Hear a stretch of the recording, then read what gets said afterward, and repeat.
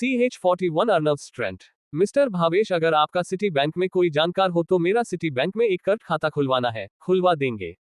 अर्नव की बात सुनने के बाद भावेश तुरंत कहता है, जी जी जरूर, सिटी बैंक के मैनेजर से मेरी थोड़ी जान पहचान है। मैं आपका खाता तो खुलवा दूंगा, साइन करने के लिए आपको खुद जाना पड़ेगा। मैनेजर भावेश की बात सुन अर्नव कहता है, ठीक है, कोई बात नहीं, मुझे एड्रेस भेज देना, मैं साइन करने के लिए चला जाऊंगा। इतना कहने के बाद अर्नव सीधा चोपड़ा विला पहुंच जाता है। वहां पर मौजूद रवि, रंजीत और बसंत तीनों ने अपना अपना काम कर लिया था। अब अर्नव चौधरी ग्रुप के खिलाफ खुली लड़ाई छेड़ सकता था। विला पहुंचने के बाद अर्नव देखता है कि वसंत ने 3 अरब के 3 अरब चौधरी परिवार की कंपनी के अंदर निवेश कर दिए हैं। अब अर्नव को सिर्फ एक ऑर्डर देना था और 3 अरब के 3 अब सीधे निकाल लिए जाएंगे। लेकिन उसके लिए अर्नव कल तक का इंतजार करने वाला था। अर्नव जैसे ही समय देखता है तो वह तुरंत सागर को ऑर्डर देते हुए कहता है, सागर गाड़ी निकालो, हमें कॉलेज चलना है। अर्नव का ऑर्डर सुन सागर तुरंत गाड़ी निकाल लेता है। वही अर्नव को आज सारा काम करने में लगभग आधा दिन बीत गया था और इस समय लगभग कॉलेज की छुट्टी होने वाली थी। अर्नव जब तक कॉलेज पहुंचता है तब तक कॉलेज की छुट्टी हो चुकी थी और स्टूडेंट कॉलेज से बाहर निकल रहे थे। अर्नव गाड़ी से बाहर निकलकर कॉलेज के बाहर में गेट पर ही अपनी बहन सलोनी का इंतजार करने लगता है। अर्नव काफी ज्यादा हैंडसम और अट्रैक्टिव था, जिस वजह से ना चाहते हुए भी लगभग सभी का ध्यान उस पर चला जाता है। तभी अर्नव देखता है कि उसकी बहन स्कूटी लिए कॉलेज से बाहर आ रही है।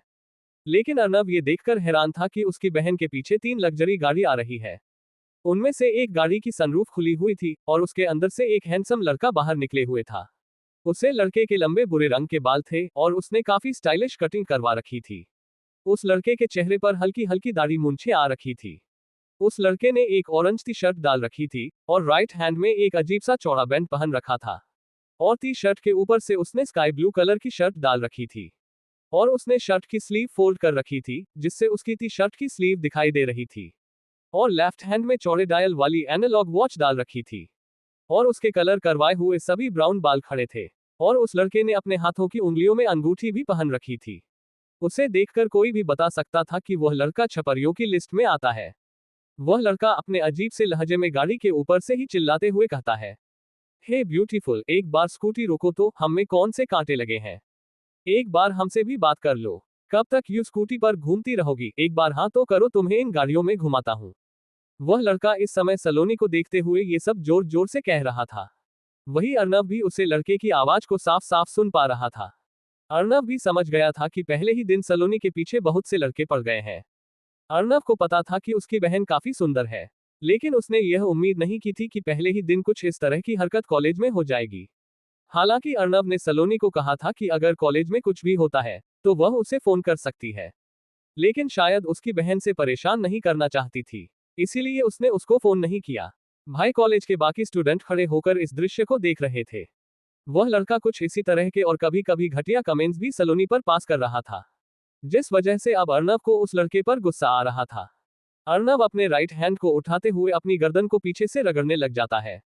हालांकि मेडिटेशन करके अर्नव ने अपने टेम्पर को काफी बैलेंस कर लिया था, लेकिन अर्नव का भी एक वीक पॉइंट था और एक वह था उसकी फैमिली, और खास करके उसकी माँ और उसकी छोटी बहन। अगर उन्हें हल्का सा भी कुछ हो जाता है तो अर्नव अपने उस रूप में आ सकता था जिसको आचार्य इंद्र ने फुल पोटेंशियल पर पहुंचा दिया था। अर्नव एक फाइटर ही नहीं बल्कि उससे भी ऊपर की चीज था। अर्नव ने जेल में प्राचीन मार्शल आर्ट और विधाओं के साथ साथ बहुत सी सिद्धियां भी हासिल की थी और उन ताकतों में से अर्नव ने अब तक एक भी ताकत का इस्तेमाल नहीं किया था। अगर जेल जाने से पहले अर्नव को कोई इस तरह की बातें बताता तो अर्नव उसे काल्पनिक बता देता और उस इंसान को पागल समझता।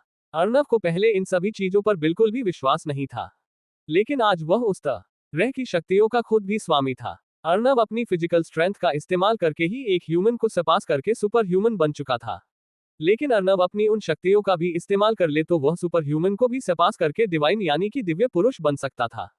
हालांकि अर्नव को उसके आचार्य इंद्र ने बताया था कि सिर्फ अकेला वही ही इन दिव्य शक्तियों को नहीं जानता। ऐसे बहुत से लोग भी हैं जो इस समय अपने पीक पर हैं और वह इतने ज्यादा ताकतवर है कि उनके सामने शायद अर्नव एक मिनट भी न टिक पाए। उस सनरूफ से निकले हुए लड़के को देखते हुए अर्नव अपनी मुट्ठी कस लेता है, जिस वजह से उसके हाथ की नस फूल गई थी और वह साफ साफ देखी जा सकती थी। अर्नव के चेहरे का लुक एकदम सीरियस हो गया था। अर्नव की शांत आंखें जो पहले किसी गहरे समंदर की तरह शांत लग रही थी, अब उन्हें देखकर ऐसा लग रहा था जैसे किसी भी पल उस समंदर में समुद्री तूफान आ सकता है।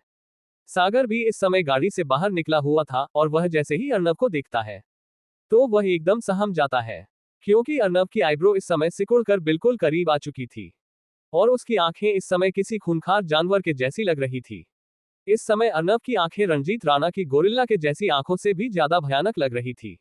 उसकी आंखें एक ऐसे शिकारी के जैसी लग रही थी जो पल भर में किसी को भी फाड़ कर खा जाए।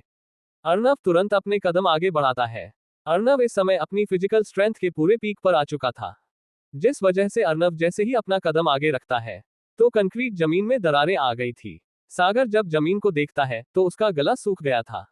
वह भले ही कम समय के लिए अर्नब के साथ रहा था, लेकिन उसे पता था कि अर्नब बहुत ही शांत और सुलझा हुआ इंसान है और उसे बहुत जल्दी ज्यादा गुस्सा नहीं आता। वह ये देखकर हैरान था, क्योंकि अर्नब को इस समय जितना गुस्सा आ रहा है उतना गुस्सा तो उसे नकुल प्रताप पर भी नहीं आया था। और यह नकुल प्रताप वही है, वसंत भाई का सगा छोटा भाई, जिसने रणजीत राणा के बारे में उल्टा सीधा कहा था। अर्नब अपने कदम आगे बढ़ता ही जा रहा था, जिस वजह से जमीन में बार बार छोटी छोटी दरारें दिखाई दे रही थी। हालांकि ये दरारें बहुत ही पतली पतली थी और यह सिर्फ अर्नब के पैर के 1 फीट की दूरी पर ही फैल रही थी, लेकिन ये दरारें ही अर्नब की ताकत को साबित करने के लिए पर्याप्त थी कि अर्नब कितना ज्यादा ताकतवर है, जो सिर्फ अपने पैर रखने से ही जमीन में दरारें ला दे। वह लड़का जिस गाड़ी के अंदर से बाहर निकला हुआ था वह नीले रंग की BMW 520D कार थी और उसे गाड़ी के पीछे 2 ऑडी चल रही थी। उस BMW की ऑन रोड कीमत लगभग 70 लाख थी और उसके पीछे चलने वाली दोनों कारों की कीमत 50 लाख से ज्यादा थी। पीछे चलने वाली दोनों कार उस छपरी लड़के के दोस्तों की थी। अर्नब उन्हें देखकर इतना तो समझ गया था कि यह ग्रुप अमीर बाप की बिगड़ी हुई औलादों का है। उन तीनों की गाड़ी ज्यादा तेज नहीं थी, वह तीनों गाड़ी यही कोई 30 से 40 की स्पीड पर चल रही थी। अचानक से सलोनी देखती है कि आगे से उसका भाई चलता हुआ आ रहा है और उसका चेहरा काफी ज्यादा डरावना लग रहा है। सलोनी समझ गई थी कि उसके भाई ने पीछे मौजूद लड़कों की बात सुन ली है, लेकिन अब वह नहीं चाहती थी कि उसके भाई को दोबारा से कोई तकलीफ हो। पहले ही उसका भाई 2 सालों के लिए जेल जाकर आ चुका है। सलोनी अपनी स्कूटी रोककर अपने भाई से कुछ कहती उससे पहले कि अर्नब उसकी स्कूटी को पार करते हुए निकल चुका था। वही वह लड़का अभी भी सलोनी पर कमेंट पास कर रहा था, लेकिन जब वह देखता है कि आगे से एक लड़का उसी की गाड़ी की तरफ चलता हुआ आ रहा है तो वह चिल्लाते हुए कहता है, अबे गधे की औलाद, तुझे मरने के लिए मेरी गाड़ी मिली है क्या? जा किसी और की गाड़ी के नीचे आकर मर, सामने तो उड़ा दूंगा। लेकिन उस लड़के की बात सुनने के बाद अर्नब आगे से बिल्कुल नहीं हटता, बल्कि जैसे ही उसकी गाड़ी अर्नब के पास आती है तो अर्नब अपना हाथ उठाकर सीधा उस गाड़ी के बोनट पर जोरदार मुक्का मार देता है। अर्नब के मुक्के में इतनी ताकत थी कि गाड़ी एक झटके में रुक गई थी और उसका पूरा बोनट अंदर की तरफ बैठ गया था। शायद अर्नब के मुक्के से गाड़ी के बोनट के नीचे मौजूद पार्ट्स भी डिस्ट्रॉय हो गए थे। अर्नब के पंच में इतनी ताकत थी कि गाड़ी का फ्रंट पूरा डिस्ट्रॉय हो गया था। गाड़ी के फ्रंट के डिस्ट्रॉय होने की वजह से गाड़ी के बोनट से धुआं भी निकलने लग गया था। वह लड़का जैसे ही गाड़ी के बोनट से धुआं निकलते हुए देखता है तो वह तुरंत सनरूफ के ऊपर से ही निकलकर गाड़ी के ऊपर से कूद जाता है और ड्राइवर भी गाड़ी से बाहर आ जाता है। इस समय उस छपरी लड़के की आंखें हैरानी में उसके सॉकेट से बाहर आने को हो गई थी, क्योंकि उसने उम्मीद नहीं की थी कि सामने वाले के एक मुक्के से उसकी गाड़ी का यह हाल हो जाएगा। पहले तो उसे अर्नब कोई पागल लग रहा था जो उसकी गाड़ी के सामने आ रहा था, लेकिन अर्नब की इतनी खतरनाक स्ट्रेंथ को देखकर अब वह लड़का अर्नब के पास जाने से बहुत डर रहा था।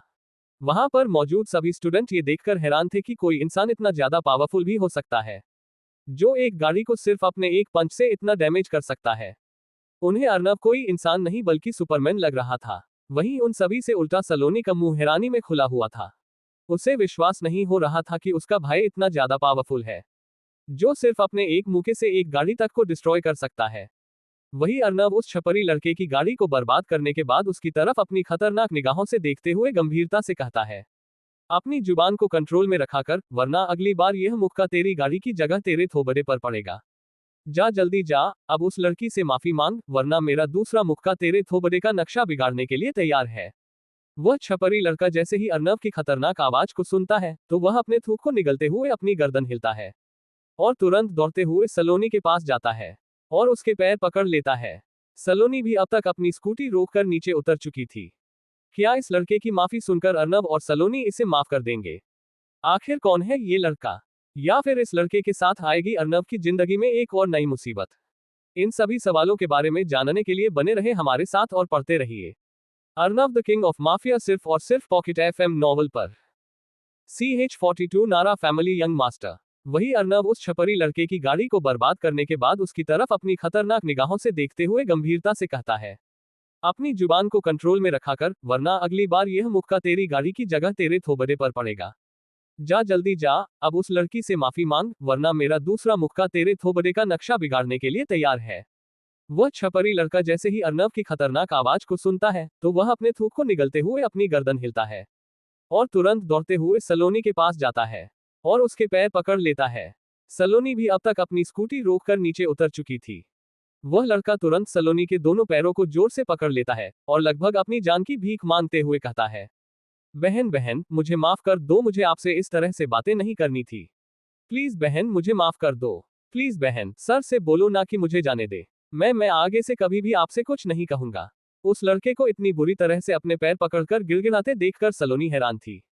उसने उम्मीद नहीं की थी कि वह लड़का जो कब से उसके ऊपर अलग अलग और गंदे गंदे कमेंट पास कर रहा था, वह सिर्फ उसके भाई की आवाज को सुनकर कुछ इस तरह से रिएक्ट करेगा। लेकिन सलोनी को पता था कि यह लड़का इस समय उसके भाई से काफी ज्यादा डर चुका है, और वैसे भी यहाँ पर अगर और कोई भी होता तो वह भी काफी ज्यादा डर जाता, क्योंकि अर्नव ने जिस ताकत के साथ इतनी ब्रांडेड गाड़ी के फ्रंट को कचरे में बदल दिया था, इसे देखकर कोई भी डर सकता था। वही सलोनी भी अर्नव की इतनी खतरनाक ताकत से काफी ज्यादा डर गई थी। वह सोच रही थी कि जेल से आने के बाद सच में उसका भाई काफी ज्यादा ताकतवर हो गया है, जिसने सिर्फ अपने एक मुक्के से ही गाड़ी के फ्रंट का पूरा नक्शा बिगाड़ दिया था। लेकिन वह खुश भी थी कि उसका साथ देने के लिए उसका भाई है, और वह भी इतना ज्यादा ताकतवर। उस छपरी लड़के को बार बार गिड़गिड़ाते देखकर अब सलोनी भी तंग आ गई थी। इसीलिए वह उस लड़के से अपने पर चुड़ाते हुए कहती है, ठीक है, बस अब रुक जाओ। मैंने तुम्हें माफ किया, लेकिन आगे से कभी भी किसी भी लड़की को इस तरह से परेशान बिल्कुल मत करना। सलोनी की बात सुनकर वह लड़का तुरंत अपनी गर्दन हिलाते हुए कहता है, जी बहन, मैं आगे से कभी भी किसी भी लड़की को इस तरह से परेशान नहीं करूंगा। अर्नव जब ये देखता है कि उसकी बहन ने उस लड़के को माफ कर दिया है, तो वह भी उस लड़के को ज्यादा कुछ ना कहते हुए अपनी बहन के पास जाता है और उसके सर को सहलाते हुए कहता है, छोटी स्कूटी को यही छोड़ दे, बाहर एक गाड़ी खड़ी है, तू जाकर उसमें बैठ, मैं थोड़ी देर में आया। इस समय सलोनी अर्नव की बात ना मानकर उसे गुस्सा नहीं दिलाना चाहती थी, इसीलिए वह अपनी गर्दन हिलाते हुए कहती है, जी भाई। इतना कहकर सलोनी तुरंत स्कूटी को वहीं पर छोड़कर पैदल ही कॉलेज से बाहर जाने लगती है। वहां पर मौजूद सभी स्टूडेंट ने अभी थोड़ी देर पहले हुए इस दृश्य को देखा था, इसीलिए वह तुरंत सलोनी के लिए रास्ता छोड़ देते हैं। उनमें से कोई भी नहीं चाहता था कि सामने मौजूद लड़के का गुस्सा उनमें से किसी पर निकले। पहले तो सभी यही सोच रहे थे कि सामने मौजूद लड़का सलोनी का बॉयफ्रेंड होगा, लेकिन जब सलोनी ने अर्नव को भाई कहा तब जाकर सभी को पता चला था कि यह खतरनाक लड़का इस खूबसूरत लड़की का भाई है। वही कॉलेज की लड़कियां अर्नव की फिटनेस और उसके लुक को देखकर उसके ऊपर दीवानी हुई जा रही थी। वही लड़के भी अर्नव की फिटनेस और उसके लुक से इंप्रेस हो गए थे। अब सभी लड़के अर्नव के जैसी ही फिटनेस चाहते थे। वह सभी लड़के भी अर्नव के जैसी फिटनेस प्रकार सभी लड़कियों का ध्यान अपनी तरफ आकर्षित करना चाहते थे। वहीं कुछ लड़के तो इस समय अर्नव को देखकर गुस्सा हुए जा रहे थे, लेकिन उनमें से किसी की इतनी हिम्मत नहीं थी कि वह इस समय अर्नव के पास जाकर उसे कुछ कह सके। और वह सभी गुस्सा इसलिए थे क्योंकि उन लड़कों की गर्लफ्रेंड इस समय अर्नव को ऐसे देख रही थी जैसे वह उनके सपनों का राजकुमार हो, जिस वजह से वह सभी लड़के अर्नव पर गुस्सा हो रहे थे, लेकिन कोई भी उसे कुछ नहीं कह रहा था। वही सलोनी के जाने के बाद अर्नव उस लड़के के चेहरे को पकड़ते हुए ऊपर उठाता है और उस लड़के के चेहरे को हल्का प्रेस करते हुए अपनी खतरनाक लेकिन गंभीर आवाज में उसे लड़के से कहता है, अगर आगे से कभी भी तो मुझे मेरी बहन के आसपास भी दिखाई दिया ना, तो तुझे धरती से ऐसे गायब करूंगा कि कोई भी तुझे ढूंढ नहीं पाएगा, समझ गया। और कहीं तू अगर यह सोच रहा है कि इस समय यहां से बचकर अपने परिवार की मदद ले लेगा, तो इस ख्याल को अपने दिमाग से निकाल दे, क्योंकि मुझे इससे कोई फर्क नहीं पड़ता कि तू किस परिवार से है और वह परिवार कितना ताकतवर है। बस मैं तुझे इतना कहना चाहता हूं, अगर मेरे या फिर मेरी बहन के आसपास भी अगर तू दिखाई दिया तो तुझे वही की वही खत्म कर दूंगा। इतना कहने के बाद अर्नव उस लड़के के चेहरे को छोड़कर हल्का धक्का दे देता है, जिस वजह से वह लड़का लड़खड़ाते हुए पीछे जमीन पर गिर जाता है। इस समय उस लड़के ने अपनी मौत को काफी करीब से देखा था, जिस वजह से उसके माथे से पसीना टपक रहा था। उसकी आंखों में इस समय अर्नव के लिए डर दिखाई दे रहा था। उस लड़के को अर्नव की आवाज से ही पता चल गया था कि अर्नव जो कह रहा है वह उसे करने की ताकत भी रखता है। वहीं आसपास के स्टूडेंट्स ने भी अर्नव की आवाज को साफ साफ सुना था, जिस वजह से कहीं ना कहीं उन सभी की रीढ़ की हड्डी में भी ठंडक फैल गई थी। वही उससे लड़के से इतना कहने के बाद अर्नव भी पलटते हुए वहां से जाने लगता है। सभी स्टूडेंट तुरंत अर्नव के लिए रास्ता छोड़ने लग गए थे। इस समय अर्नव को देखकर ऐसा लग रहा था जैसे एक राजा अपनी प्रजा के बीच में से होते हुए गुजर रहा है। वही वह लड़का जमीन पर गिरा हुआ सिर्फ अर्नव को पीछे से जाते हुए देखता रहता है। उसे इस समय अर्नव के जाते हुए की बैक ऐसी लग रही थी जैसे एक माफिया बॉस जा रहा हो। अर्नव की बैक उसे इस समय एक डेमन की बैक लग रही थी। अर्नव को जाते हुए देखकर उस लड़के के मुंह से अनायास ही निकल जाता है, यह एक डेमन है, डेमन। बहुत से स्टूडेंट ने उस छपरी लड़के की बात सुन ली थी, इसीलिए उन सभी का भी यही मानना था कि अर्नव एक डेमन है। क्योंकि अर्नव ने जिस तरह की ताकत शो की थी वह एक इंसान के पास होनी लगभग नामुमकिन है। हालांकि यह नाम अर्नव को संबोधित करने का एक नाम बन गया था, क्योंकि किसी को भी अर्नव का रियल नाम नहीं पता था, इसीलिए सभी लोग अर्नव को अब डेमन कहकर संबोधित कर रहे थे। कुछ लड़कियां तो इस समय डेमन नाम के साथ ही फ्लर्ट करती हुई कह रही थी, हाय मेरा डेमन कितना हैंडसम है, और उसकी ताकत, हाय मैं तो उसकी बाहों में गिर जाऊं। डेमन तेरा कैसे हुआ, डेमन सिर्फ मेरा है, तू जैसी को तो डेमन देखे भी ना। इसी तरह सभी लड़कियां एक दूसरे से बातें कर रही थी और आपस में एक दूसरे से लड़ रही थी। कहीं लड़के भी अर्नव की बात करते हुए कह रहे थे, यार तूने डेमन की फिजिक्स देखी, वह सच में किसी बॉलीवुड हीरो के जैसा लग रहा था। अरे ये बॉलीवुड हीरो तो उसके सामने कुछ नहीं है, वह एक रियल लाइफ हीरो है। ब्रो तूने देखा नहीं उसने कैसे एक पंच में गाड़ी का कबाड़ा बना डाला। मुझे तो ऐसा लग रहा था जैसे मैं इस समय किसी मूवी की शूटिंग देख रहा हूँ। ब्रो कुछ भी बोलो, डेमन का चलने का स्टाइल, एटीट्यूड, बोलने का तरीका सब एकदम जहर है। और मुझे तो सबसे गदर उसका उसकी बहन को प्रोटेक्ट करने वाला सीन लगा। तू सही कह रहा है ब्रो, उसका एटीट्यूड एक अलग ही लेवल का था। और डेमन की ताकत को देखकर अब कोई भी लड़का उसकी बहन की तरफ देखेगी भी नहीं। ब्रा हमारे कॉलेज में भी तो मार्शल आर्ट क्लब में बहुत से ताकतवर स्टूडेंट है, क्या डेमन उन सभी से भी ताकतवर है? कुछ इस तरह की ही बातें सभी लड़कों और लड़कियों में हो रही थी। लड़कियां उसके पास इतना प्रोटेक्टेड भाई देखकर उससे जल रही थी, और लड़कों की बातें तो अलग ही लेवल पर हो रही थी। वही अर्नव का गुस्सा अब थोड़ा काम हुआ था। अर्नव देखता है कि उसकी बहन कॉलेज के में गेट पर बड़ी शांति से खड़ी है, लेकिन इस समय उसके आसपास कोई भी लड़का या फिर लड़की मौजूद नहीं थी। वहीं अर्नव अपनी बहन के पास आता है और उसे कहता है, तुम यहाँ पर खड़ी क्या कर रही हो, मैंने तुम्हें गाड़ी में बैठने को कहा था। अर्नव की बात सुनने के बाद सलोनी अर्नव की तरफ देखते हुए बड़ी ही धीमी आवाज में कहती है, भाई मुझे नहीं पता था किस गाड़ी में बैठना है, इसीलिए मैं यहाँ पर रुक गई। सलोनी की बात सुनने के बाद अर्नव भी इधर उधर देखता है तो वहां पर बहुत सी गाड़ियां खड़ी थी, लेकिन अर्नव को पता था कि उसकी गाड़ी कहां पर खड़ी है। अर्नव तुरंत अपनी मर्सिडीज ए क्लास लिमोजिन की तरफ देखता है, जिसकी ड्राइवर साइड सागर निकल कर खड़ा था। अर्नव सागर की तरफ देखते हुए थोड़ा तेज आवाज में उसे कहता है, क्या तुम्हें दिखाई नहीं दे रहा यहाँ पर सलोनी खड़ी है? तो तुम गाड़ी इधर नहीं लेकर आ सकते? वहां पर खड़े क्या धूप सेक रहे हो? सलोनी के वहां पर खड़े रहने की वजह से पहले ही सभी का ध्यान उस पर था, लेकिन अर्नव की तेज आवाज में दोबारा से सभी लोगों को अपनी तरफ अट्रैक्ट कर लिया था। सभी लोग दोबारा से सलोनी के पास अर्नव को खड़ा देखकर अपना एक एक कदम पीछे कर लेते हैं।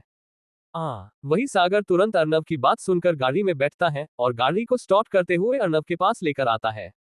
वहां पर मौजूद सभी लोग इतनी महंगी गाड़ी को देखकर हैरान थे। तभी उनमें से एक लड़का गाड़ी का नाम लेते हुए कहता है, OMG ये तो Mercedes A class limousine limited edition है।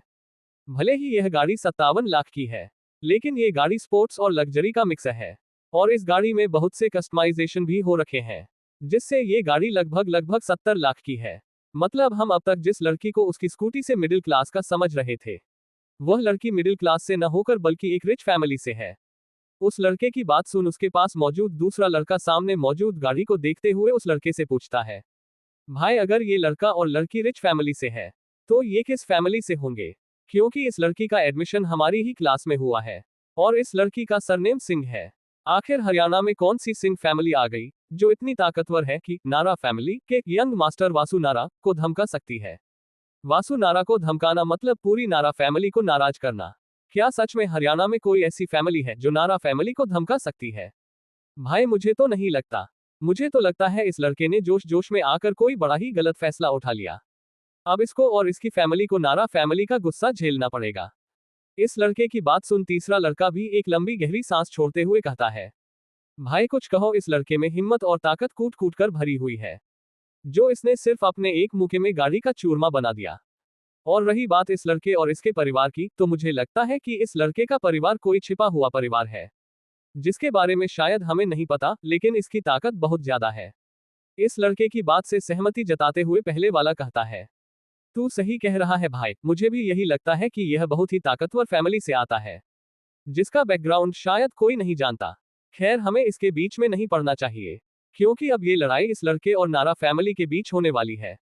अर्नब और सलोनी गाड़ी में बैठकर वहां से जा चुके थे, लेकिन अर्नब ने उन लड़कों की बात सुन ली थी और उसे भी पता चल गया था कि अभी उसने जिस लड़के को धमकी दी है वह नारा फैमिली से है। क्या नारा परिवार सच में इतना ज्यादा पावरफुल है कि वह अर्नब के लिए मुसीबत खड़ी कर सकता है? क्या नारा परिवार सहगल परिवार से भी ज्यादा ताकतवर है? आखिर अर्नब नारा परिवार को कैसे जानता है और अब वह क्या करेगा? इन सभी सवालों के उत्तर जानने के लिए बने रहे हमारे साथ और पढ़ते रहिए Arnab the king of mafia, सिर्फ और सिर्फ पॉकेट FM नॉवल पर। CH43 love is more valuable then money. तू सही कह रहा है भाई, मुझे भी यही लगता है कि यह बहुत ही ताकतवर फैमिली से आता है, जिसका बैकग्राउंड शायद कोई नहीं जानता। खैर, हमें इसके बीच में नहीं पड़ना चाहिए, क्योंकि अब ये लड़ाई इस लड़के और नारा फैमिली के बीच होने वाली है। अर्नब और सलोनी गाड़ी में बैठकर वहां से जा चुके थे, लेकिन अर्नब ने उन लड़कों की बात सुन ली थी और उसे भी पता चल गया था कि अभी उसने जिस लड़के को धमकी दी है वह नारा फैमिली से है। अर्नब को अपने दादाजी के डॉक्यूमेंट में नारा फैमिली के डॉक्यूमेंट भी मिले थे और उन डॉक्यूमेंट को पढ़ने के बाद अर्नब को पता चला था उसके पास नारा फैमिली के बिजनेस के सिर्फ 20% शेयर थे, लेकिन नारा फैमिली के इलीगल बिजनेस में उसके दादाजी की 70% हिस्सेदारी थी। भले ही नारा फैमिली का बिजनेस बहुत छोटा दिखाया जा रहा है, लेकिन उसके इलीगल बिजनेस की वजह से नारा फैमिली हरियाणा के टॉप 5 परिवारों से भी ज्यादा अमीर थी। नारा फैमिली का इलीगल बिजनेस हरियाणा, पंजाब, दिल्ली, उत्तर प्रदेश और 1-2 दूसरे देशों में भी है, जिस वजह से शायद हरियाणा के टॉप 2 परिवारों की नेटवर्थ मिला दी जाए तो भी नारा परिवार की नेटवर्थ उनसे ज्यादा बनती है। हरियाणा के टॉप 5 परिवारों में भले ही सहगल परिवार का नाम शामिल है, लेकिन सहगल परिवार भी हरियाणा के टॉप के 2 परिवारों के जितना अमीर नहीं है। हरियाणा के टॉप 2 फैमिली कोहली फैमिली और मलिक फैमिली है, और इन दोनों में से भी मलिक फैमिली टॉप पर है। हालांकि हरियाणा में ऐसे भी बहुत से परिवार हैं जो छुपकर अपना बिजनेस कर रहे हैं और शायद इन परिवारों से भी ज्यादा ताकतवर है। और हरियाणा के दूसरे बड़े बड़े परिवार या तो हरियाणा के अलावा दूसरी स्टेट या फिर दूसरी कंट्री में बिजनेस कर रहे हैं। उन परिवारों का भी नाम और रुतबा काफी बड़ा है। हरियाणा के टॉप 5 फैमिली की लिस्ट कुछ इस तरह से है: Malik family, Kohli family, Phogat family, Sehgal family and Hooda family. इन पांचों फैमिली में से कोहली फैमिली और सहगल फैमिली हरियाणा की नहीं थी, यह बाहर से आकर यहाँ पर शिफ्ट हुए थे। लेकिन इन दोनों परिवारों ने काफी मेहनत करके हरियाणा की टॉप 5 फैमिली में अपना नाम लिखवाया था, और आज ये हरियाणा के टॉप 5 फैमिली में से एक है। सहगल फैमिली और कोहली फैमिली दोनों पंजाब से थी, और यह पंजाब से हरियाणा में शिफ्ट हुए थे, और आज ये दोनों फैमिली हरियाणा की टॉप 5 फैमिली में से एक है। हालांकि हरियाणा में अभी भी ऐसी बहुत सी फैमिली है जो बिजनेस और ताकत में इन पांचों फैमिली को टक्कर दे सकती है। इसी वजह से वह स्टूडेंट अर्नब को किसी छिपी हुई फैमिली से मान रहे थे, और इन्हीं फैमिली में से एक थी नारा फैमिली, जो पैसों के मामले में सहगल परिवार से बहुत आगे थी। जहां अर्नब इस समय गाड़ी में बैठा नारा फैमिली के बारे में सोच रहा था, वही उसके बगल में बैठी सलोनी चुपके चुपके अर्नब को देख रही थी। वह इस समय अपने भाई को देखते हुए सिर्फ ये सोच रही थी कि जेल से आने के बाद उसका भाई इतना ज्यादा कैसे बदल गया, और वह इतना ज्यादा ताकतवर कैसे हुआ कि उसने सिर्फ अपने एक पंच से ही गाड़ी के बोनट को बुरी तरह से कुचल डाला। लेकिन इस समय वह अपने भाई से कुछ नहीं पहुंचती और अर्नब से कुछ भी पूछने से रुक जाती है। वह सोचती है शायद उसका भाई अभी भी गुस्से में है और शायद उसी की वजह से थोड़ी चिंता में भी है। लेकिन अर्नब की सबसे में चिंता थी नारा परिवार का इलीगल काम। अर्नब को पता था कि उसके पास इलीगल कामों का एक्सपर्ट है, जो था वसंत भाई। अर्नब को भले ही वसंत से ज्यादा रंजीत पर विश्वास था, लेकिन जहां बात पावर कंटेन और अपने लिंक बनाकर इलीगल काम को करने की आती है, वहां शायद ही रंजीत राणा वसंत भाई के टक्कर का हो। जहां वसंत भाई सभी मामलों को अच्छे से आराम से हैंडल कर सकते थे, वहीं रंजीत राणा सभी पावर्स को अपने नीचे दबने की ताकत रखता था, और रंजीत राणा का यही बेबाक अंदाज ही उसे औरों से अलग और पावरफुल बनाता है। अर्नब के लिए रंजीत एक ऐसा हथियार था, जहां सभी रास्ते बंद हो जाए तो वहां रंजीत राणा काम कर सकता था। और जब से अर्नब ने रंजीत राणा को खुला छोड़ा है, तब से रंजीत राणा ने बहुत से परिवारों को अपने नीचे दबा दिया है, जिस वजह से अब रंजीत राणा मैटनहेल के साथ साथ पूरे झज्जर का एक जाना माना गैंगस्टर बन गया था। हालांकि ऐसे बहुत से लोग थे जिनका मानना था कि रंजीत राणा को इतना बड़ा गैंगस्टर बनाने में कहीं ना कहीं वसंत भाई का हाथ है। और सभी यह मान रहे थे कि अब शायद वसंत भाई इस गद्दी को रंजीत राणा को देने वाले हैं। लेकिन कोई भी यह अंदाजा नहीं लग पा रहा था कि रंजीत राणा के बड़ी इच्छे वसंत भाई की जगह किसी और का भी हाथ हो सकता है। क्योंकि सभी का यही मानना था कि अगर झज्जर में किसी की सबसे ज्यादा चलती है तो वह वसंत भाई है। अर्नव समझ पा रहा था कि उसने एक मैटर को सॉल्व करने से पहले दूसरे मैटर में हाथ डाल दिया है। अर्नव को पता चला था कि जिस लड़के को सभी स्टूडेंट वासु नारा कह रहे थे वह नारा परिवार का यंग मास्टर है, और अपनी इतनी बेइज्जती होने के बाद वह शांत तो बैठेगी नहीं। वह अपने परिवार को इस बारे में जरूर बताएगा, और जब नारा फैमिली को इस बारे में पता चलेगा तो वह अर्नव के लिए किसी ना किसी तरह से मुसीबत जरूर खड़ी करेंगे। और इस समय अर्नव को एक नहीं, दो नहीं, बल्कि तीन मैटर्स को एक साथ हैंडल करना था। पहले मैटर तो चौधरी फैमिली का है, दूसरा मैटर अब ये नारा फैमिली का हो गया, और तीसरा और आखिरी मैटर था रंजीत चोपड़ा के मर्डर के इन्वेस्टिगेशन का मामला। अर्नव को रवि से पता चला था कि आज उसकी कंपनी में इन्वेस्टिगेशन टीम आई थी, लेकिन उसके कंपनी में न होने की वजह से अब इन्वेस्टिगेशन टीम उससे मिलने के लिए कल दोबारा से आने वाली है। इन सभी मामलों के बारे में सोचने से अब अर्नव को हल्का हल्का सर में दर्द हो रहा था। लेकिन अब अर्नव को अपनी छोटी बहन सलोनी के साथ साथ अपने मम्मी पापा की भी चिंता हो रही थी। अर्नव चौधरी फैमिली के मामले और पुलिस की इन्वेस्टिगेशन को आराम से हैंडल कर सकता था, लेकिन उसके लिए खतरा और उसके सर में दर्द नारा फैमिली कर सकती है।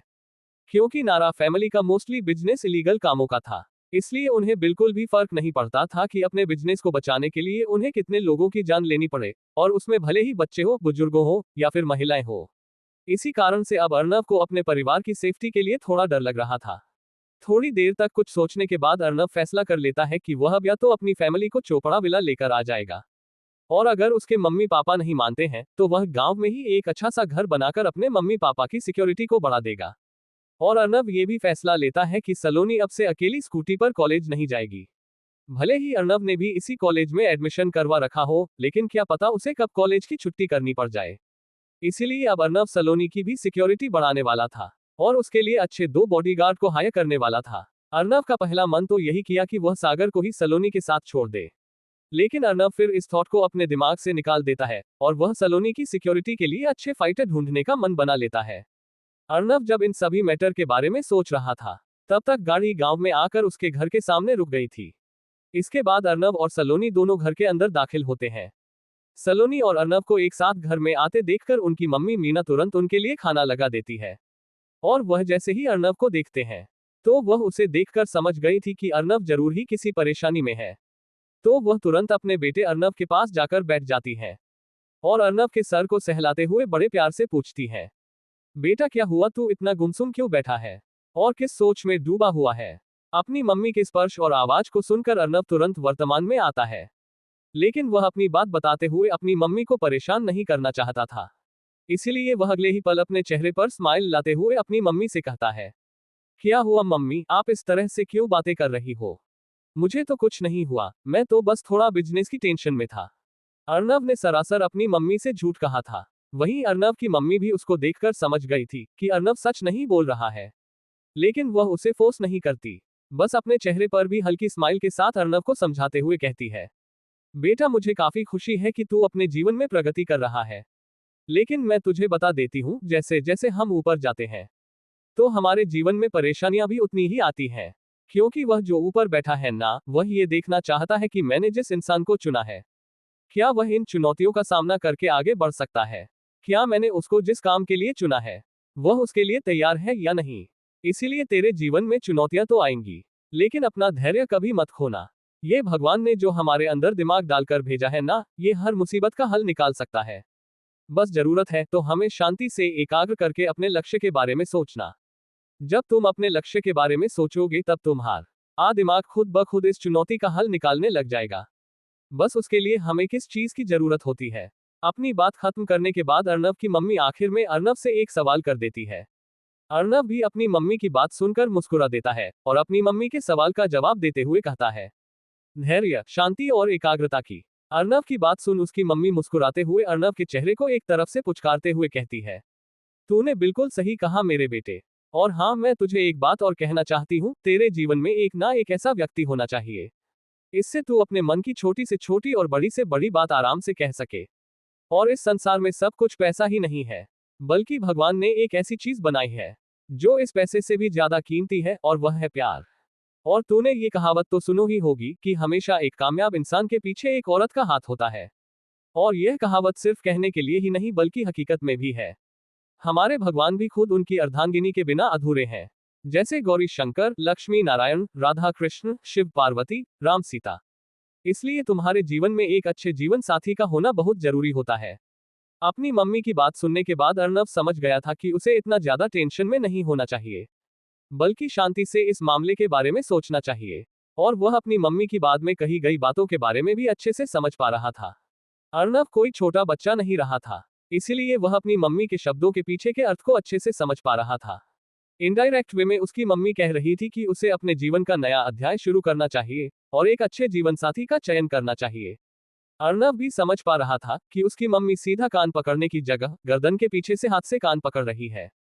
गर्लफ्रेंड के मामले की बात सुनने के बाद भी अर्नव के चेहरे के इमोशन नहीं बदलते, वह अभी भी बिल्कुल नॉर्मल थे। और शायद ऐसा इसलिए था क्योंकि अर्नव अब तक कोहली परिवार की रुचिका कोहली के द्वारा की गई उसके साथ हरकत को अभी तक नहीं भूल पाया है। और शायद इसी कारण अर्नव का प्यार पर बिल्कुल भरोसा नहीं था। अर्नव के जीवन में सबसे पहले प्रायोरिटी उसका परिवार है और दूसरा पैसा, और बाकी दुनिया ऐसी तैसी कराए। अगर उसके पास पैसा है और उसके माता पिता ठीक है, तो इस दुनिया में कुछ भी होता रहे उसे घंटा कुछ फर्क नहीं पड़ता। इसीलिए अर्नव अपनी मम्मी की बात सुन सिर्फ अपनी गर्दन हिला देता है और खाना खाकर सीधा ऊपर अपने कमरे में चला जाता है। अर्नव की मम्मी मीना को अच्छे से पता था कि अर्नव के जेल जाने के पीछे का कारण क्या है, इसीलिए वह अर्नव के इस तरह के व्यवहार से दुखी हो जाती है। मीना को अच्छे से पता था कि उस एक गलती ने उसके बेटे अर्नव की पूरी जिंदगी को बदल डाला था, और उसके बेटे को 2 साल के लिए उनसे दूर सलाखों में रहना पड़ा था। एक ऐसा लड़का जो अभी 18 साल का हुआ है और उसने अपनी जवानी में सिर्फ कम ही रखा है, और उसे जेल भेज दिया जाए तो उस लड़के की मेंटल हेल्थ काफी खराब हो जाती है। वह तो शुक्र है कि 2 साल तक जेल में रहने के बाद भी उसका बेटा पागल नहीं हुआ, बस वह अब हर चीजों को पैसों से तौल कर देखता है। वहां पर बैठी सलोनी भी अपनी मम्मी की बात सुन रही थी, इसीलिए वह भी अपना खाना खत्म करते हुए अपनी मम्मी के पास जाती है और उनसे कहती है, मम्मी, भैया के सामने ऐसी बातें मत किया करो, उन्हें इस प्यार शब्द से ही नफरत है। मुझे पता है आप भैया का भला चाहती हैं, लेकिन आप भी समझो अब अर्नव भैया वह लड़के नहीं है जो पहले थे। भैया ने अपनी ऐसी छोटी सी 20 साल की जिंदगी में ही बहुत कुछ देख लिया है। पहले मैं और पापा भी भैया को गलत समझते थे, लेकिन जब हमने भैया की तरफ की बात सुनी तो हमें पता चला कि गलत यहाँ पर भैया नहीं थे, गलत यहाँ पर वह लड़की थी, लेकिन हम उनका कुछ नहीं कर सकते क्योंकि वह काफी अमीर है। और शायद इसी कारण भैया की जिंदगी में सिर्फ और सिर्फ पैसा मायने रखता है, प्यार नहीं। क्या अर्नव की जिंदगी में सच में कोई ऐसी लड़की आएगी जो अर्नव को प्यार का मतलब बताएगी? क्या अर्नव इन सभी मुसीबत को हैंडल कर पाएगा? क्या वासु नारा सच में अर्नव के लिए कोई मुसीबत खड़ी करेगा? इन सभी सवालों के बारे में जानने के लिए बने रहे हमारे साथ और पढ़ते रहिए Arnav the king of mafia सिर्फ और सिर्फ पॉकेट FM नॉवल पर। CH44 you will not go to college alone. वहां पर बैठी सलोनी भी अपनी मम्मी की बात सुन रही थी, इसीलिए वह भी अपना खाना खत्म करते हुए अपनी मम्मी के पास जाती है और उनसे कहती है, मम्मी, भैया के सामने ऐसी बातें मत किया करो, उन्हें इस प्यार शब्द से ही नफरत है। मुझे पता है आप भैया का भला चाहती हैं, लेकिन आप भी समझो अब अर्नव भैया वह लड़के नहीं है जो पहले थे। भैया ने अपनी ऐसी छोटी सी 20 साल की जिंदगी में ही बहुत कुछ देख लिया है। पहले मैं और पापा भी भैया को गलत समझते थे, लेकिन जब हमने भैया की तरफ की बात सुनी तो हमें पता चला कि गलत यहाँ पर भैया नहीं थे, गलत यहाँ पर वह लड़की थी, लेकिन हम उनका कुछ नहीं कर सकते क्योंकि वह काफी अमीर है। और शायद इसी कारण भैया की जिंदगी में सिर्फ और सिर्फ पैसा मायने रखता है, प्यार नहीं। अपनी बात कहने के बाद सलोनी भी वहां से चली जाती है। अर्नव और सलोनी के जाने के बाद उनकी मम्मी मीना गहरी सांस छोड़ते हुए खुद से ही कहती है, मेरे बेटे ने अपने इस छोटे से जीवन में बहुत दुखों का सामना किया है, लेकिन मुझे पूरा विश्वास है उसकी जिंदगी में भी एक ऐसी लड़की आएगी जो उसे जीना सिखाएगी, प्यार करना सिखाएगा, फिक्र करना सिखाएगा, और मेरे इस बुद्धू लड़के को संसार के सबसे सुंदर शब्द प्यार का अर्थ समझाएगी। और वह दिन एक न एक दिन जरूर आएगा। इतना कहने के बाद मीना भी दोनों की प्लेट उठाते हुए बर्तन धोने के लिए चली जाती है। सलोनी भी अपने मूड को फ्रेश करने के लिए छत पर टहलने आ जाती है। ऊपर आने के बाद सलोनी देखती है कि उसका भाई अपने कमरे में बैठा आंखें बंद करके किसी चीज के बारे में बड़ी गहराई से सोच रहा है। सलोनी को पता था कि आज उसका भाई काफी ज्यादा टेंशन में है। आज कॉलेज में जो हुआ वह, और ऊपर से उसके भाई को बिजनेस की जो टेंशन रहती है वह अलग से। सलोनी बिल्कुल दबे पांव अर्नव के कमरे में जाती है और अर्नव के तेल को उठाकर उसके पीछे जाकर बैठ जाती है। अर्नव इस समय काफी ज्यादा गहरी सोच में था, जिस वजह से उसे सलोनी की मौजूदगी का भी एहसास नहीं हुआ। सलोनी तेल को अपने हाथ में लेते हुए धीरे से अर्नव के सिर की मालिश करने लग जाती है। अर्नव जैसे ही सलोनी के स्पर्श को महसूस करता है, तो वह तुरंत अपनी आंखें खोलते हुए सलोनी की तरफ देखता है। वह सलोनी से कुछ कहता उससे पहले ही सलोनी उसे कहती है, भैया मुझे पता है आज आप टेंशन में हैं, इसीलिए आप ऐसे ही बैठे रहिए, मैं आपके सर की मालिश कर देता हूँ। आप देखना जैसे ही मैं आपके सर की मालिश करूंगी, तो आपको तुरंत कोई आइडिया आ जाएगा।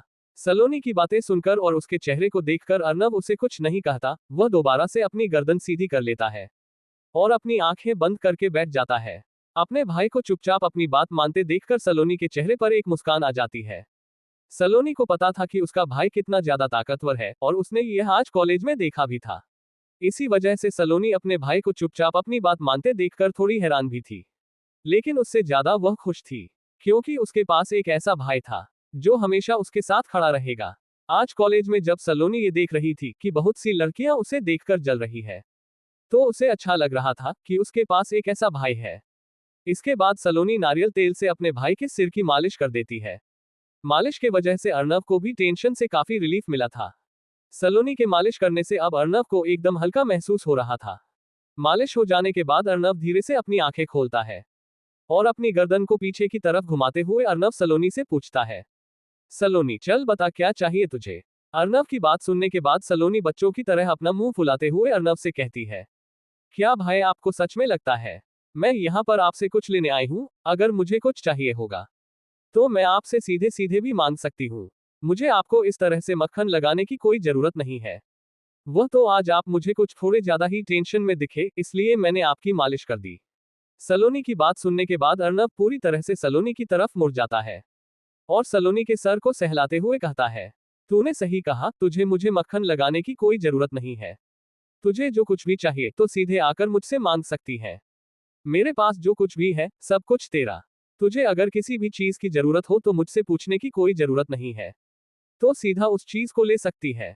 इतना कहने के बाद अर्नव एक पल के लिए चुप होता है और फिर एक लंबी गहरी सांस छोड़ते हुए सलोनी की तरफ देखते हुए दोबारा से गंभीरता से कहता है, सलोनी कल से तू अकेले कॉलेज नहीं जाएगी और तेरी सेफ्टी के लिए मैं 2 बॉडीगार्ड लग रहा हूँ जो हमेशा तेरे आसपास रहेंगे। मैं नहीं चाहता कि तेरे साथ दोबारा से आज के जैसी कोई बात हो। और हाँ, कॉलेज के लिए तो मेरी गाड़ी इस्तेमाल कर सकती है, और अगर तुझे कभी भी किसी भी चीज की कोई जरूरत हो तो तू मुझे सीधा बता सकती है। और जब मैं कॉलेज में ना हो और तुझे किसी चीज की जरूरत हो या फिर कॉलेज में तुझे कोई परेशानी हो तो तू सीधा कॉलेज डायरेक्टर रुपेश मेहता से बात कर सकती है। उनका और मेरा बॉन्ड काफी अच्छा है और मैं उनसे मिल चुका हूँ। उन्हीं की वजह से हमें बीच सेमेस्टर में एडमिशन मिला है। तुझे अब बस मन लगाकर पढ़ाई करनी है और अपना सपना पूरा करना है। और जितनी जल्दी तू अपने पैरों पर खड़ी होगी उतनी जल्दी फिर हम तेरी शादी कर देंगे। अर्नव ने यह आखिरी बात थोड़े माहौल को हल्का करने के लिए कही थी। वही अर्नव की बात सुनकर सलोनी भी समझ गई थी कि उसका भाई उसके लिए काफी ज्यादा चिंतित है।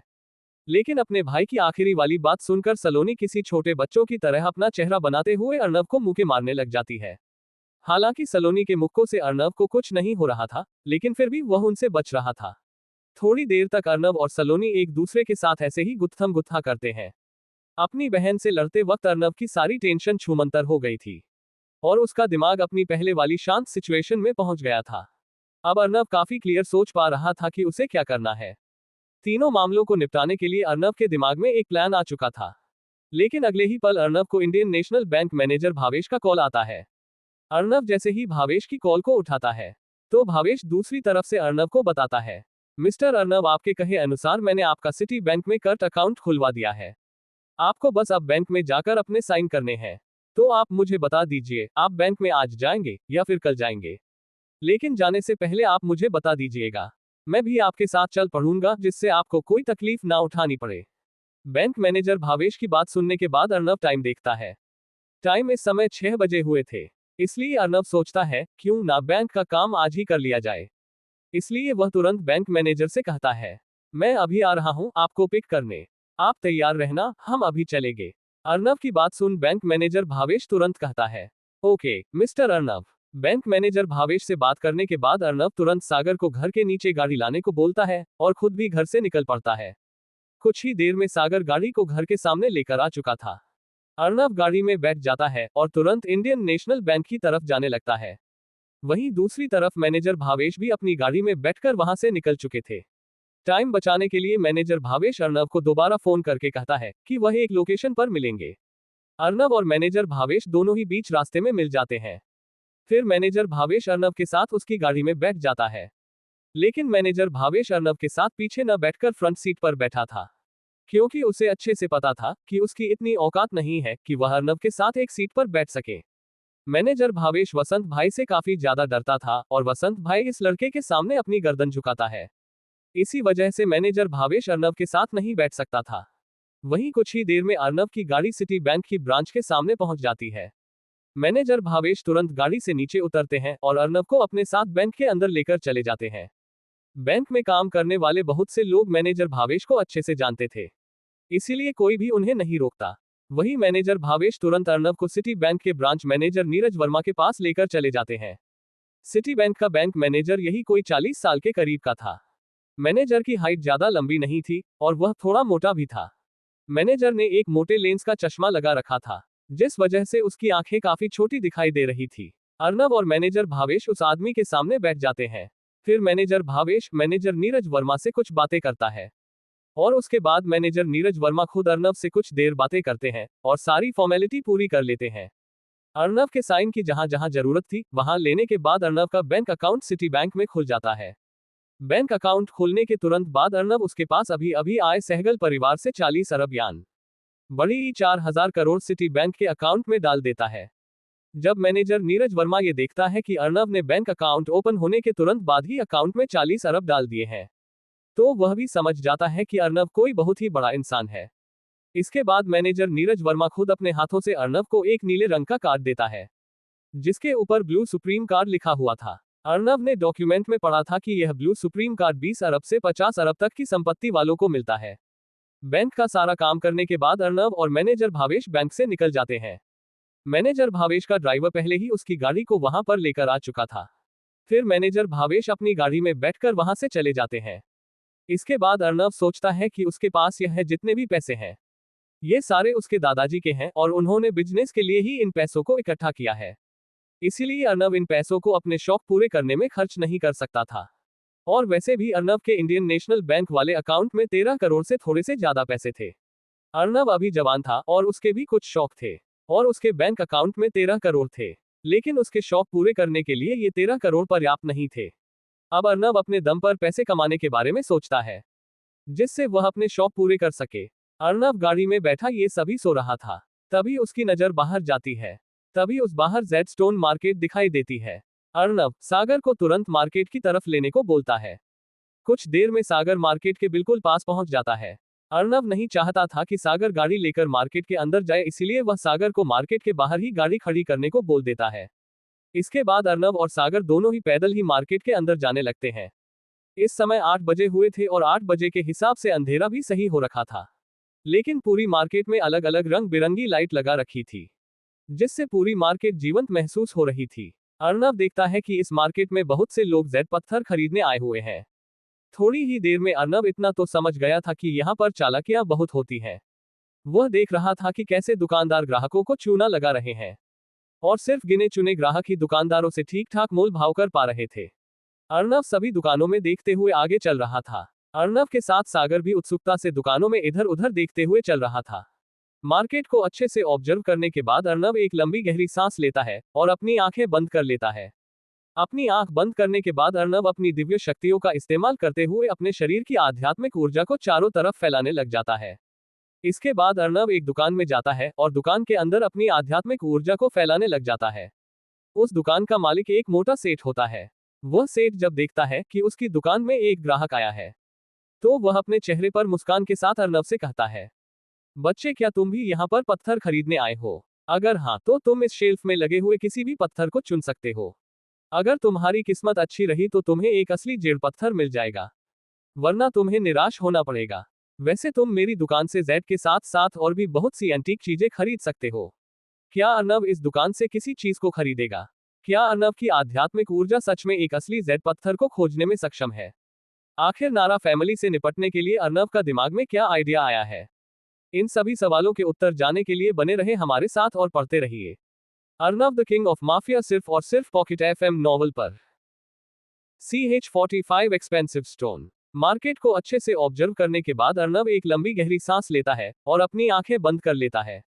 अपनी आंख बंद करने के बाद अर्नव अपनी दिव्य शक्तियों का इस्तेमाल करते हुए अपने शरीर की आध्यात्मिक ऊर्जा को चारों तरफ फैलाने लग जाता है। इसके बाद अर्नव एक दुकान में जाता है और दुकान के अंदर अपनी आध्यात्मिक ऊर्जा को फैलाने लग जाता है। उस दुकान का मालिक एक मोटा सेठ होता है। वह सेठ जब देखता है कि उसकी दुकान में एक ग्राहक आया है, तो वह अपने चेहरे पर मुस्कान के साथ अर्नव से कहता है, बच्चे क्या तुम भी यहाँ पर पत्थर खरीदने आए हो? अगर हाँ तो तुम इस शेल्फ में लगे हुए किसी भी पत्थर को चुन सकते हो। अगर तुम्हारी किस्मत अच्छी रही तो तुम्हें एक असली जेड़ पत्थर मिल जाएगा, वरना तुम्हें निराश होना पड़ेगा। वैसे तुम मेरी दुकान से जेड के साथ साथ और भी बहुत सी एंटीक चीजें खरीद सकते हो। उस दुकानदार ने अर्नव को बच्चा इसलिए कहा था क्योंकि अर्नव दिखने में 20 साल का लग रहा था। वही अर्नव भी उस दुकानदार की बातों का जरा सा भी बुरा नहीं मानता। इसके बाद अर्नव भी अपने चेहरे पर स्माइल के साथ उस दुकानदार से कहता है, क्या मैं इन पत्थरों को खरीदने से पहले एक बार इन्हें अपने हाथों में लेकर देख सकता हूँ? अर्नव की इस बात को सुनकर तो अब उस दुकानदार को यकीन हो गया था कि अर्नव जेड मार्केट में पहली बार आया है। इस बारे में सोचकर ही उसे दुकानदार की आंखों में चमक आ जाती है। वह मन ही मन सोचता है कि आज तो इस लड़के को बहुत लुटूंगा। वही अर्नव उस दुकानदार की आंखों में आई चमक को देखकर समझ गया था कि दुकानदार जरूर ही कोई खिचड़ी पका रहा है। वही वह दुकानदार अर्नव की तरफ देखते हुए अपने चेहरे पर लंबी मुस्कान के साथ कहता है, बच्चे मुझे लगता है कि तुम इस मार्केट में पहली बार आए हो। किसी भी चीज को खरीदने से पहले तुम्हें उस चीज को अच्छे से देखने परखना होगा, और जब तुम्हें यह विश्वास हो जाए कि हाँ इसमें से जरूर कुछ निकल सकता है, तो तुम उसे खरीद सकते हो। लेकिन अगर उस पत्थर में से कुछ नहीं निकलता है तो उसकी जिम्मेदारी हमारी नहीं होगी। अगर तुम्हारे पत्थर में से कुछ नहीं निकलता है तो तुम अपने खर्च किए हुए पैसे हमसे नहीं ले सकते। और हाँ, अगर तुम्हारे पत्थर में कुछ नायाब निकल आता है तो तुम यहीं पर ही उसकी बोली भी लगा सकते हो। अर्नव उस दुकानदार की झूठी मुस्कान के पीछे के शैतानी इरादों को महसूस कर पा रहा था। वह समझ गया था कि ये दुकानदार जरूर उसे किसी न किसी तरह से ठगने की कोशिश करेगा। इसलिए अर्नव पूरी तरह से चौकन्ना हो जाता है और अब पत्थर खरीदने के लिए तैयार हो जाता है। इसके बाद अर्नव उन पत्थरों में से एक एक करके उन पत्थरों को उठाकर देखने लग गया था। अर्नव को इतनी गंभीरता से पत्थरों को देखते देखकर वह दुकानदार मन ही मन मुस्कुराते हुए अपने आप से कहता है, देखो इस बच्चे को पहली बार मार्केट में आया है और पत्थरों को ऐसे देख रहा है जैसे इसे इन पत्थरों के बारे में सब कुछ पता हो। वह दुकानदार इस समय अर्नव को मूर्ख समझ रहा था, लेकिन वहीं दूसरी तरफ अर्नव उस पत्थर को पकड़ते हुए उसके अंदर अपनी आध्यात्मिक ऊर्जा डाल देता है। लेकिन अर्नव को अपनी आध्यात्मिक ऊर्जा से किसी भी तरह का कोई भी संकेत नहीं मिलता, तो वह उस पत्थर को वापस नीचे रख देता है। इसके बाद अर्नव सभी पत्थरों के साथ ही यही प्रक्रिया करने लग गया। बहुत से पत्थरों के अंदर से तो अर्नव खुद भी आध्यात्मिक ऊर्जा महसूस कर पा रहा था, लेकिन वह आध्यात्मिक ऊर्जा बहुत कम थी। तकरीबन 22 पत्थरों को देखने के बाद अर्नव जैसे ही 23वें पत्थर को उठाता है, तो उसे उस पत्थर के अंदर से तेज आध्यात्मिक ऊर्जा का प्रवाह महसूस होता है। हालांकि अब तक अर्नव ने अपनी खुद की आध्यात्मिक ऊर्जा भी उस पत्थर के अंदर नहीं डाली थी, लेकिन फिर भी अर्नव उस पत्थर के अंदर से घनी आध्यात्मिक ऊर्जा को महसूस कर पा रहा था। अर्नव उस पत्थर को अपने और भी करीब लेकर आता है और फिर उसके अंदर अपनी आध्यात्मिक ऊर्जा डालने लगता है। लेकिन अर्नव की आध्यात्मिक ऊर्जा उस पत्थर के अंदर न जाते हुए उस पत्थर के चारों तरफ घूमने लग गई थी, जिस वजह से अर्नव महसूस कर पा रहा था कि आध्यात्मिक ऊर्जा की वजह से वह पत्थर हल्का हल्का धुंधलाने लग गया है। अर्नव महसूस कर पा रहा था अगर वह ऐसे ही अपनी आध्यात्मिक ऊर्जा को उस पत्थर के पास भेजता रहा तो थोड़ी देर में वह पत्थर टूट सकता है। हालांकि अर्नव को ये तो नहीं पता था कि उस पत्थर के साथ ऐसा क्यों हो रहा है, लेकिन फिर भी वह थोड़ा रिस्क लेते हुए उस पत्थर को दुकानदार को दे देता है और कहता है, क्या आप मुझे ये बता सकते हैं कि यह पत्थर कितने का है? अर्नव के हाथ में उस पत्थर को देखकर वह दुकानदार मन ही मन बहुत मुस्कुरा रहा था, क्योंकि उस पत्थर को बहुत से बड़े बड़े लोगों ने भी खरीदने से मना कर दिया था और उन सभी का कहना था कि इस पत्थर के अंदर कुछ भी नहीं है, ये पत्थर बिल्कुल नकली है। और अर्नव को उसी पत्थर को उठाते देखकर वह दुकानदार मन ही मन बहुत मुस्कुरा रहा था, लेकिन वह दुकानदार अर्नव से अपना मोटा मुनाफा करना चाहता था। इसलिए वह दुकानदार पत्थर की कीमत को कई गुना करते हुए अर्नव को बताता है, वह बच्चे तुम्हारी नजरें तो सच में काफी तेज है, ये पत्थर मेरी दुकान का सबसे नायाब पत्थर है। इस पत्थर को खरीदने के लिए बहुत से बड़े बड़े लोगों ने भी इसमें रुचि दिखाई थी, लेकिन इस पत्थर की कीमत ज्यादा होने की वजह से वह इसे नहीं खरीद पाए। लेकिन मैं तुम्हें विश्वास दिलाता हूं कि इस पत्थर को खरीदने के बाद तुम बिल्कुल भी निराश नहीं होंगे। इस पत्थर की कीमत है पूरे 8 लाख रुपये। अपनी बात कहने के बाद वह दुकानदार अपने चेहरे पर मुस्कान लिए अर्नब को देख रहा था। वही अर्नब भी दुकानदार की बोली गई रकम को सुनकर काफी ज्यादा हैरान था। उसे विश्वास नहीं हो रहा था कि एक पत्थर इतना ज्यादा महंगा कैसे हो सकता है। चलो मान भी लिया इस पत्थर के अंदर कोई बेशकीमती चीज है, तो भी इस पत्थर की कीमत यही कोई 1 या 2 लाख होनी चाहिए। लेकिन सामने वाले दुकानदार ने तो इसकी कीमत को तो आसमान तक पहुंचा दिया था। भला 8 लाख में कोई इंसान एक पत्थर को कैसे खरीदे? हालांकि अर्नब के अकाउंट में अभी भी 13 करोड़ के ज्यादा रुपए थे, लेकिन ऐसे नहीं था कि वह ऐसे ही अपनी आंखें बंद करते हुए खर्च कर दे। अर्नब जब ध्यान उस दुकानदार को देखता है तो समझ जाता है कि दुकानदार उसे ठगने की कोशिश कर रहा है, क्योंकि अर्नब उसे दुकानदार की आंखों में लालच साफ देख पा रहा था। इसीलिए अब अर्नब भी पत्थर की कीमत को सीधा सीधा 6 लाख काम करते हुए कहता है, सेठ जी आपने इस पत्थर की कीमत बहुत ज्यादा बता दी है। मैं ज्यादा से ज्यादा इस पत्थर के सिर्फ 2 लाख ही दे पाऊंगा। अर्नब की बात सुनकर सेठ की आंखों में चमक नजर आने लग गई थी, लेकिन अभी भी वह ना नकुर करते हुए कहता है, देख बच्चे मैंने तेरे को बिल्कुल सही सही कीमत बताई है, और मैंने तुझसे पहले ही कहा था कि इस पत्थर की कीमत थोड़ी ज्यादा है, जिस वजह से कोई भी इसे नहीं खरीद रहा। अगर इस पत्थर की कीमत कम होती तो अब तक ये पत्थर पता नहीं किसके पास जा चुका होता। लेकिन चल तू मार्केट में नया नया आया है और सीधा मेरी दुकान पर आया है, इसीलिए मैं तुझे 10% का डिस्काउंट देता हूँ। तू मुझे इस पत्थर के 7,20,000 दे दे। इसी तरह अर्नब और उस दुकानदार के बीच थोड़ी देर के लिए ऐसे ही बार्गेनिंग होती रहती है। लेकिन थोड़ी देर की बार्गेनिंग के बाद वह दुकानदार उस पत्थर को 4,20,000 में बेचने के लिए तैयार हो जाता है। हालांकि वह दुकानदार इस कीमत पर ऐसे दिख रहा था जैसे कि उसका बहुत बड़ा घाटा हो गया हो, लेकिन मन ही मन वह दुकानदार काफी खुश हो रहा था। उसके चेहरे पर से तो उसके साथ 440 वोट की स्माइल जा ही नहीं रही थी। वही अर्नब भी इस पत्थर के ऊपर थोड़ा रिस्क लेने के लिए तैयार हो गया था, इसी कारण वह इस कीमत पर मान गया था। इसके बाद अर्नब उसे दुकानदार के अकाउंट में 4,20,000 पैसे ट्रांसफर कर देता है।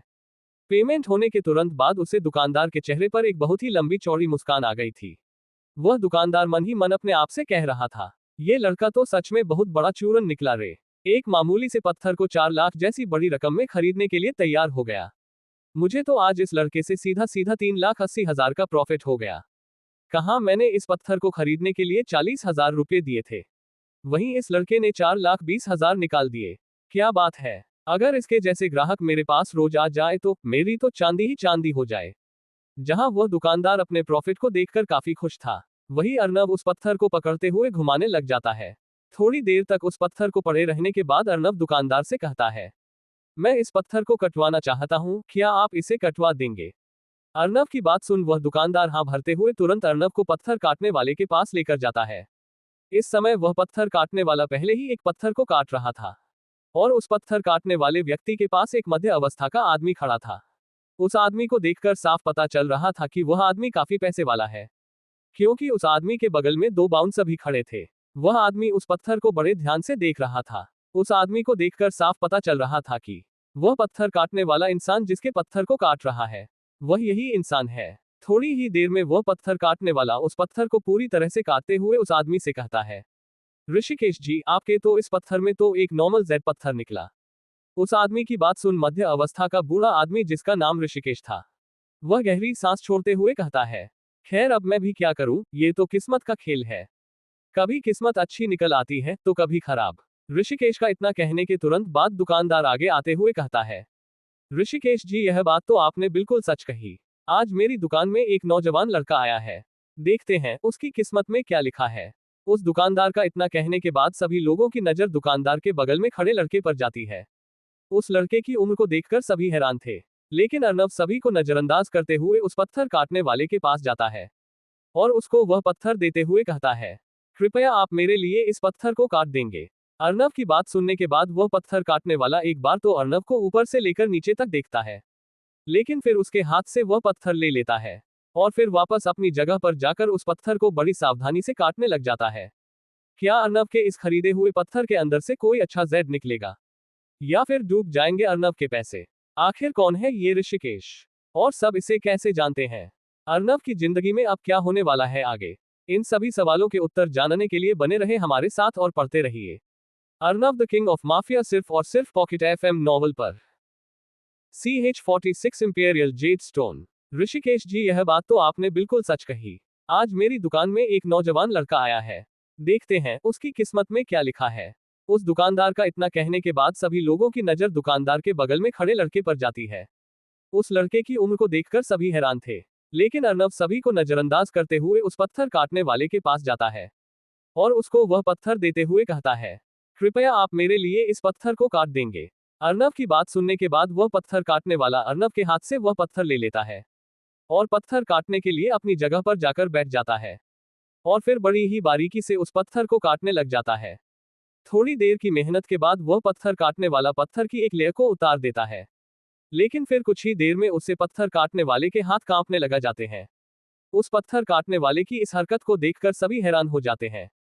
वह दुकानदार भी काफी ज्यादा हैरान था, इसीलिए वह तुरंत आगे आते हुए उस पत्थर काटने वाले से पूछता है, अरे तुम्हें क्या हुआ, तुम इस तरह से क्यों बिहेव कर रहे हो। इतना कहने के बाद उस दुकानदार की नजर जैसे ही पत्थर पर जाती है तो उसका भी मुंह हैरानी में खुला का खुला रह जाता है और उसके मुंह से सिर्फ एक ही शब्द निकलता है, क्या। वहां पर मौजूद किसी को भी समझ में नहीं आ रहा था कि आखिर ये दोनों इंसान इस तरह से हरकत क्यों कर रहे हैं, लेकिन अर्नब को कहीं ना कहीं समझ में आ गया था आखिर ऐसा क्यों हो रहा है। वह तुरंत आगे आ जाता है और पत्थर काटने वाले के कंधे पर अपना हाथ रखते हुए कहता है, आप इस तरह से हरकत क्यों कर रहे हैं, क्या आपने कभी इस तरह के पत्थर को नहीं देखा, कृपया इसे पूरा काटे। अर्नब की बात सुनने के बाद वह पत्थर काटने वाला अपने ख्यालों से बाहर आता है और अर्नब की तरफ देखता है और फिर एक लंबी गहरी सांस छोड़ते हुए पत्थर को और भी सावधानी से काटने लग जाता है। वही वह दुकानदार अपने चेहरे पर मुस्कान लाते हुए अर्नब की तरफ देखते हुए कहता है, छोटे भाई, मैं तुम्हारे खरीदे गए पत्थर के 2 गुना नहीं 5 गुना दूंगा। क्या तुम मुझे इस पत्थर को वापस बेचोगे। दुकानदार को ऐसा लग रहा था कि अर्नब बच्चा है और वह उसको उसकी खरीदी गई रकम के 5 गुना देगा तो अर्नब तुरंत मान जाएगा। अपनी आध्यात्मिक ऊर्जा से पहले ही देख लिया था कि उसे पत्थर के अंदर मौजूद वस्तु की कीमत करोड़ों में है। उस वास्तु के अंदर से आ रही है आध्यात्मिक ऊर्जा को महसूस करके अर्नब समझ गया था ये काफी कीमती है। अगले ही पल अर्नब तुरंत उस दुकानदार के ऑफर को रिजेक्ट कर देता है और उसे कहता है, थैंक यू आपके ऑफर के लिए, लेकिन मैं इसे आपको नहीं बेचना चाहूंगा, वरना क्या पता आप दोबारा से मेरे जैसे नए लोगों को ठगने की कोशिश करें। अर्नब ने बिल्कुल साफ तरीके से उस दुकानदार की बेइज्जती भी कर दी थी और उसे मना भी कर दिया था कि वह उसे उस पत्थर को नहीं बेचने वाला। वही दुकानदार अर्नब की इस बात को सुनकर हैरान हो गया था। उसे विश्वास नहीं हो रहा था कि अर्नब शुरू से ही उसके इस खेल को जान रहा था, लेकिन फिर भी उसने उसे कुछ नहीं कहा। लेकिन वहां पर मौजूद ऋषिकेश जी अर्नब की बात सुनकर दुकानदार को देखते हैं। वही वह दुकानदार ऋषिकेश जी की नजरों को अपने ऊपर महसूस करता है तो वह तुरंत अपने गर्दन को नीचे झुका लेता है। उस दुकानदार की इस हरकत से ऋषिकेश जी समझ गए थे कि अर्नब सच बोल रहा है। थोड़ी देर में पत्थर काटने वाला पत्थर को पूरी तरह से काट देता है और उसके अंदर से एक गहरे हरे रंग का जेड पत्थर बाहर निकलता है। उस पत्थर को देखने के तुरंत बाद ऋषिकेश जी हैरानी में रहते हैं। ये तो इंपीरियल जेड स्टोन है, इसकी कीमत तो कई करोड़ों में होगी। इतना कहने के बाद ऋषिकेश जी अर्नब की तरफ घूमते हैं और उसे बधाई देते हुए कहते हैं, बधाई हो बच्चे, तुमने एक बहुत ही नायाब पत्थर को प्राप्त किया है। क्या तुम्हें पता है बाजार में इसकी कीमत कितनी होगी। ऋषिकेश जी की बात सुनने के बाद अर्नब गहरी सांस छोड़ते हुए कहता है, यह इंपीरियल जेड स्टोन है और इसके 1 कैरेट की कीमत $3 मिलियन होती है, लगभग कहा जाए तो 25 करोड़। ऋषिकेश जी से इतना कहने के बाद अर्नब पत्थर काटने वाले की तरफ देखते हुए कहता है, क्या आप इसे मेजरमेंट करके बता सकते हैं ये कितने कैरेट का है। अर्नब की बात सुनने के बाद वह पत्थर काटने वाला अपने दोनों हाथों से पत्थर को पकड़ते हुए और फिर उस पत्थर के वजन को तोलता है और फिर सभी तरह के मेजरमेंट करने के बाद वह अर्नब को बताता है, ये 36 कैरेट का है। पत्थर के कैरेट को जानने के बाद अर्नब मन ही मन हिसाब लगाते हुए कहता है, आखिर यह कितने का हुआ। वहां पर मौजूद ऋषिकेश इस पत्थर को पाना चाहते थे, इसीलिए वह अर्नब की तरफ देखते हुए कहते हैं, बच्चे क्या तुम मुझे अपने इस पत्थर को बेचना चाहोगे, मैं तुम्हें इसके बदले 10 अरब देने को तैयार हूँ। ऋषिकेश जी की बात सुनने के बाद अर्नब काफी ज्यादा हैरान हो जाता है, क्योंकि उसके हिसाब से इस जेड स्टोन की कीमत 9 अरब थी, लेकिन सामने वाला उसे 10 अरब का ऑफर दे रहा था। अर्नब थोड़ी देर के लिए सोचता है तो उसे यह घाटे का सौदा नहीं लगता तो वह उसे तुरंत मान जाता है। लेकिन वही वह दुकानदार अर्नब को देखकर काफी ज्यादा जल रहा था और वह इसलिए जल रहा था क्योंकि उसे खुद भी नहीं पता था कि उसकी दुकान में एक इतना नायाब पत्थर भी होगा। अगर उसे इस बारे में पता होता तो वह इस पत्थर को काटकर नीलामी घर में बेच देता और उसके बाद तो उसके पास पैसों का अंबार हो जाता। वही ऋषिकेश जी को भी अच्छे से पता था कि अगर वह इस पत्थर को नीलामी घर में बेचते हैं तो इस पत्थर की कीमत 10 अरब से कई ज्यादा होगी। थोड़ी ही देर में ऋषिकेश जी अपनी कोट की जेब में से एक चेक बुक निकालते हैं और उस पर 9 अरब का चेक बनाकर अर्नब को देने वाले होते हैं कि तभी अर्नब उन्हें कहता है, आप चेक देने की जगह अपने अकाउंट से मेरे अकाउंट में पैसे ट्रांसफर कर दीजिए। अर्नब की बात सुनने के बाद ऋषिकेश जी हल्का मुस्कुरा देते हैं। लेकिन अगले ही पल जब अर्नब उन्हें अपने बैंक की डिटेल देता है तो ऋषिकेश जी हैरान हो जाते हैं, क्योंकि उनके सामने मौजूद लड़के का खाता इंडियन नेशनल बैंक में मौजूद था और उसके अकाउंट नंबर को देखकर वह इतना समझ गए थे कि यह अकाउंट नंबर एक वीआईपी अकाउंट नंबर है और इंडियन नेशनल बैंक में वीआईपी अकाउंट सिर्फ उन्हीं को मिलता है जिनकी संपत्ति 10 करोड़ से ज्यादा की हो। पहले तो ऋषिकेश जी को यही लगा था कि सामने वाला काफी भाग्यशाली है, लेकिन अब जाकर उन्हें पता चला था कि सामने वाला बहुत ही रहस्यमयी है। इसीलिए वह तुरंत अर्नब के अकाउंट में 9 अरब ट्रांसफर कर देते हैं और फिर अर्नब से हाथ मिलाने के लिए अपना हाथ आगे करते हुए कहते हैं, बच्चे तुमसे मिलकर काफी अच्छा लगा, मैं ऋषिकेश मलिक हूँ। ऋषिकेश जी का पूरा नाम सुनने के बाद अर्नब हैरान हो जाता है। उसे विश्वास नहीं हो रहा था कि वह ऐसे ही चलते चलते मलिक खानदान के फैमिली हेड ऋषिकेश मलिक से मिलेगा। अर्नब को पता था कि मलिक परिवार हरियाणा का सबसे अमीर परिवारों की सूची में पहले नंबर पर आता है। अर्नब को अब जाकर पता चला था कि सामने वाले के लिए 10 अरब जैसी रकम कोई ज्यादा बड़ी रकम नहीं है। अर्नब ने सहगल परिवार को हरियाणा के टॉप परिवारों के बारे में डिटेल निकालने को बोला था, जिसमें सबसे पहला नाम मलिक परिवार का था। अर्नब को पता था कि मलिक परिवार की संपत्ति पूरे 10 खरब की संपत्ति है, तो उस परिवार के लिए 10 अरब जैसी रकम ज्यादा मायने नहीं रखती। अगले ही पल अर्नब भी ऋषिकेश जी से हाथ मिलाते हुए कहता है, मुझे भी आपसे मिलकर अच्छा लगा, मेरा नाम अर्नब है और मैं सिंह परिवार से हूँ। अर्नब ने तो ये सब मुस्कुराते हुए कहा था और अर्नब ने आखिर में मैं सिंह परिवार से हूँ यह इसलिए कहा था क्योंकि अब अर्नब भी अपने परिवार को अमीर परिवारों की लिस्ट में शामिल करना चाहता था। लेकिन वही बिल्कुल उससे विपरीत अर्नब की पूरी बात सुन ऋषिकेश जी के पैरों के तले से जमीन खिसक जाती है। उनके चेहरे पर इस समय हैरानी साफ देखी जा सकती थी, लेकिन वह अगले ही पल अपने आप को बड़ी मुश्किल से नॉर्मल करते हुए कहते हैं, वैसे मुझे लगता है अब मुझे यहाँ से जाना चाहिए, समय भी काफी हो गया है। इतना कहने के बाद ऋषिकेश जी तुरंत अपने दोनों बॉडीगार्ड के साथ वहां से चले जाते हैं। ऋषिकेश जी को ऐसे तेजी के साथ जाते हुए देखकर अर्नब भी हैरान था, लेकिन वह भी अपने कंधे उचकाते हुए सागर के साथ चल पड़ता है। थोड़ी देर के बाद ऋषिकेश जी अपनी गाड़ी में बैठे हुए होते हैं और उनके दोनों बॉडीगार्ड ड्राइवर और उसके बगल वाली सीट पर बैठे हुए होते हैं। ये दोनों बॉडीगार्ड ऋषिकेश जी के सबसे वफादार बॉडीगार्ड थे। इस समय ऋषिकेश जी गाड़ी में बैठे हुए थे और उनके चेहरे पर शिकन नजर आ रही थी और वह धीरे से बड़बड़ाते हुए अपने आप से कह रहे थे, वह लड़का अपने आप को सिंह परिवार से कह रहा था, कहीं वह उसी सिंह परिवार से तो नहीं जिससे गॉड बैज martial art emperor Jai Singh थे। अगर ये लड़का उन्हीं के परिवार से है तो पक्का ये लड़का भी एक फाइटर होगा। अपने आप से इतना कहने के बाद ऋषिकेश जी अपने दोनों खास बॉडीगार्ड की तरफ देखते हुए कहते हैं, तुम दोनों उस लड़के के बारे में डिटेल निकलोगे, लेकिन याद रखना उस लड़के को तुम्हारे बारे में बिल्कुल भी पता नहीं लगना चाहिए और एक बार इस लड़के का बैकग्राउंड चेक करो, पर पता लगाओ कहीं ये सम्राट जय सिंह के बेटे जगदीश सिंह और मीना देवी का बेटा तो नहीं है। ऋषिकेश जी की बात सुनने के बाद एक बॉडीगार्ड गाड़ी से उतर जाता है। वही थोड़ी देर में अर्नब भी मार्केट से बाहर आ जाता है। फिर सागर और अर्नब दोबारा से गाड़ी में बैठकर अपने घर के लिए निकल पड़ते हैं। वह बॉडीगार्ड जो गाड़ी से नीचे उतरा था वह तुरंत एक बाइक से अर्नब की गाड़ी का पीछा करने लगता है। अर्नब इस समय तक थोड़ा थक गया था, इसीलिए वह अपनी आंख बंद कर लेता है। सागर घर के सामने गाड़ी लाने के बाद और पीछे मुड़ते हुए अर्नब से कहता है, मास्टर उठिए, घर आ गया है। सागर की बात सुनने के बाद अर्नब अपनी आंखों को झपकाते हुए खोलता है और फिर एक उबासी लेते हुए गाड़ी से नीचे उतर जाता है और फिर घर के अंदर जाकर बिना खाना खाए अपने कमरे में जाकर सो जाता है। वही वह बॉडीगार्ड अर्नब का पीछा करते करते अर्नब के घर तक आ गया था। अर्नब के घर को देखने के बाद वह बॉडीगार्ड इधर उधर देखता है, तभी उसे एक जगह पर 2-3 बूढ़े इंसान बैठे हुए दिखाई देते हैं। वह बॉडीगार्ड तुरंत उन बूढ़े इंसानों के पास जाते हुए कहता है, दादा प्रणाम। वहां पर 3 बूढ़े बैठे हुए थे। वह तीनों उसे बॉडीगार्ड की तरफ देखते हुए कहते हैं, राम राम बेटा राम राम, लेकिन पहचाना नहीं कौन है तू। जिस पर वह बॉडीगार्ड तुरंत अर्नब के घर की तरफ उंगली से इशारा करते हुए उन्हें कहता है, वह दादाजी मैं इस गांव का नहीं हूं ना, मैं तो बस आपसे ये पूछने आया था, क्या वह सामने वाला घर जगदीश सिंह और मीना देवी का ही है। उस बॉडीगार्ड की बात सुनने के बाद उनमें से एक बूढ़ा इंसान कहता है, हाँ बेटा तूने सही पहचाना, वह घर जगदीश का ही है। उस बूढ़े इंसान की बात सुन वह बॉडीगार्ड राहत की सांस लेता है। लेकिन वह दोबारा से क्लियर करने के लिए उनसे पूछता है, क्या जो जगदीश जी हैं उनके पिता का नाम जय सिंह था? जिस पर वही बूढ़ा इंसान दोबारा कहता है, हाँ बेटा, जगदीश के बापू का नाम जय सिंह ही था। बहुत भला आदमी था, सबकी मदद करा करता।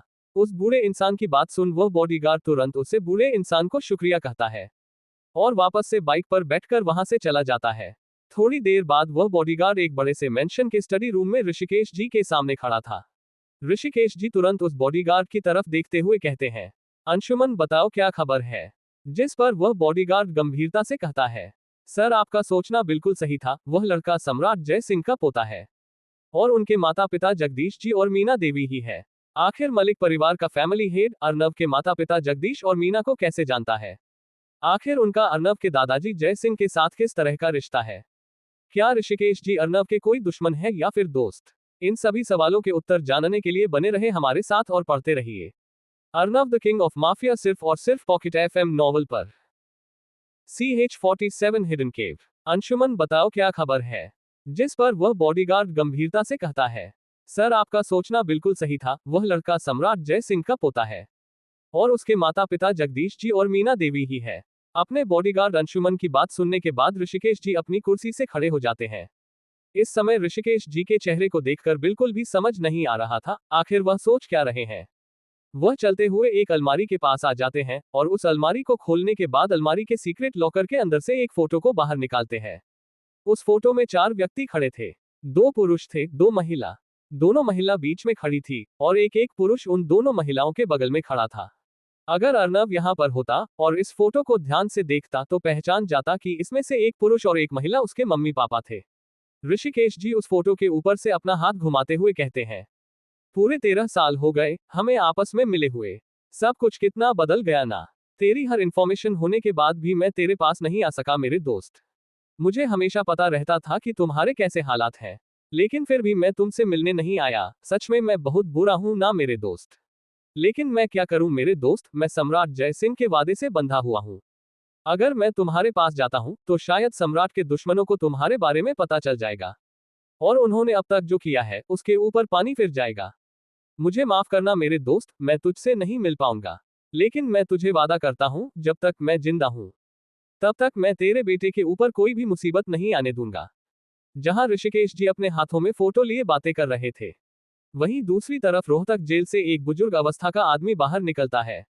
ये व्यक्ति कोई और नहीं बल्कि आचार्य इंद्र थे।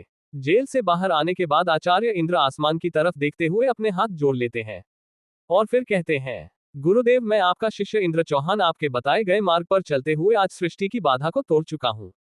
आज मैंने मार्शल आर्ट ग्रैंड मास्टर की रुकावट को तोड़ते हुए मार्शल आर्ट मोनार्क के लेवल में कदम रख दिया है। आज जाकर मुझे पता चला कि आप हमेशा ही मार्शल आर्ट ग्रैंड मास्टर को एक बच्चा क्यों मानते थे। भले ही वह कहने में ग्रैंड मास्टर होते थे, लेकिन आपके सामने वह ऐसे होते थे जैसे डी क्लास फाइटर। गुरुदेव मैं आपसे वादा करता हूं कि एक दिन मैं भी आपकी तरह सम्राट कहलाऊंगा और आपके नाम को जीवित कर दूंगा। फिर जब मैं जहां से भी निकलूंगा तब सब यही कहेंगे, ये सम्राट जय सिंह का सबसे नालायक शिष्य इंद्र चौहान है, जो आज सम्राट बन चुका है। गुरुदेव मैं आपकी विरासत को खोने नहीं दूंगा, बल्कि अगर मुझे समय मिला तो मैं आपकी इस विरासत को मेरे सबसे काबिल शिष्य नारायण रघुनंदन को भी सिखा दूंगा। यह मेरा आपसे वादा है गुरुदेव। इस समय आचार्य इंद्र की आवाज किसी बिजली की गड़गड़ाहट की तरह आसमान में फैल रही थी। आचार्य इंद्र की आवाज बिना लाउड स्पीकर के भी काफी तेज थी और उनके शरीर की तंदुरुस्ती को देखकर ऐसा लग रहा था जैसे उनके जीवन में 100 वर्ष और जुड़ गए हैं।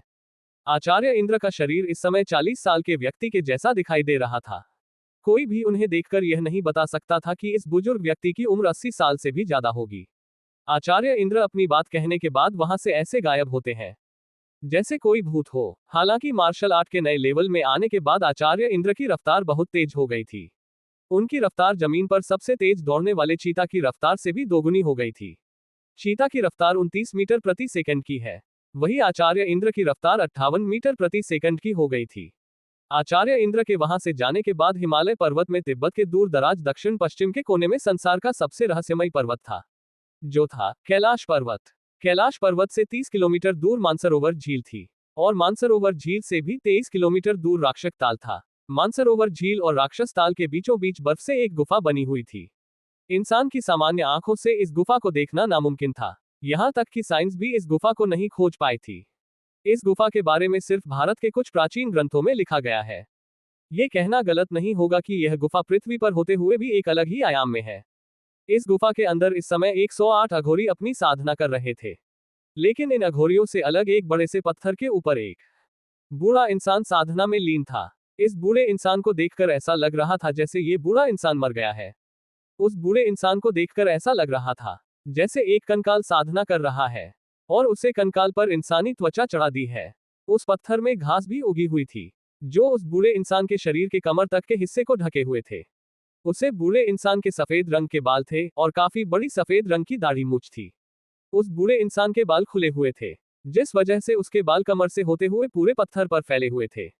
यहाँ तक कि उस बूढ़े इंसान की दाढ़ी भी जमीन को छू रही थी। लेकिन फिर भी उस बूढ़े इंसान के चेहरे से एक अलग ही तरह का तेज महसूस किया जा सकता था। इतना बूढ़ा होने के बावजूद भी उसका चेहरा एकदम चमक रहा था। अगर यहाँ पर कोई ऐसा व्यक्ति होता जिसके पास दिव्य शक्तियां हैं तो वह ये देखकर हैरान हो जाता, क्योंकि उस बूढ़े इंसान के सिर के बिल्कुल बीचों बीच सहस्रार चक्र से नीले रंग की ऊर्जा निकल रही थी और वह ऊर्जा पूरी गुफा में फैल रही थी। अगले ही पल उस बूढ़े इंसान की आंखों में हलचल होती है और उसके चेहरे पर हल्की मुस्कान आ जाती है। वह बूढ़ा इंसान बिना अपनी आंखें खोले अपने दाएं हाथ को उठाता है और हल्का झटका दे देता है। उस बूढ़े इंसान के इतना करने के तुरंत बाद गुफा में तेज हवा चलने लग जाती है। गुफा में तेज हवा को महसूस कर सभी अघोरी अपनी अपनी आंखें खोल लेते हैं।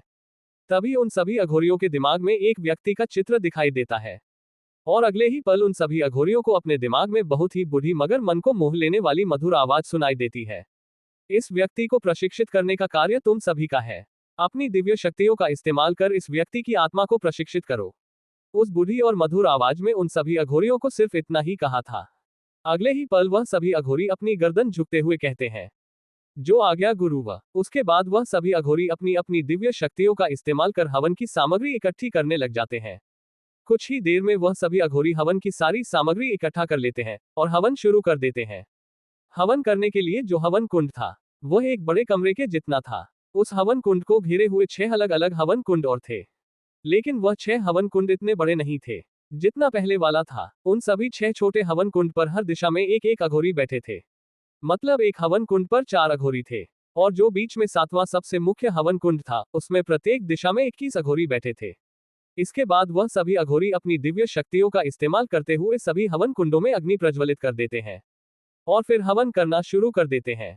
तकरीबन 21 मिनट के बाद 7वें सबसे मुख्य हवन कुंड की अग्नि बीचों बीच योग साधना में बैठी हुई एक इंसान की आत्मा की परछाई दिखाई देती है।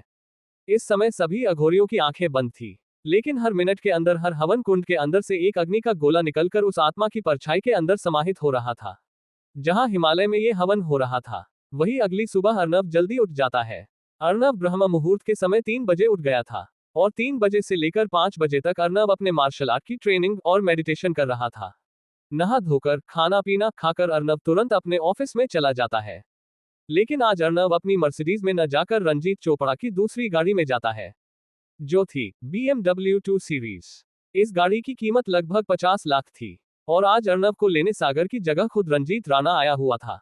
अर्नब को ऑफिस में छोड़ने के बाद रंजीत राणा वहां से तुरंत निकल गया था, लेकिन गाड़ी को कंपनी में ही छोड़ गया था।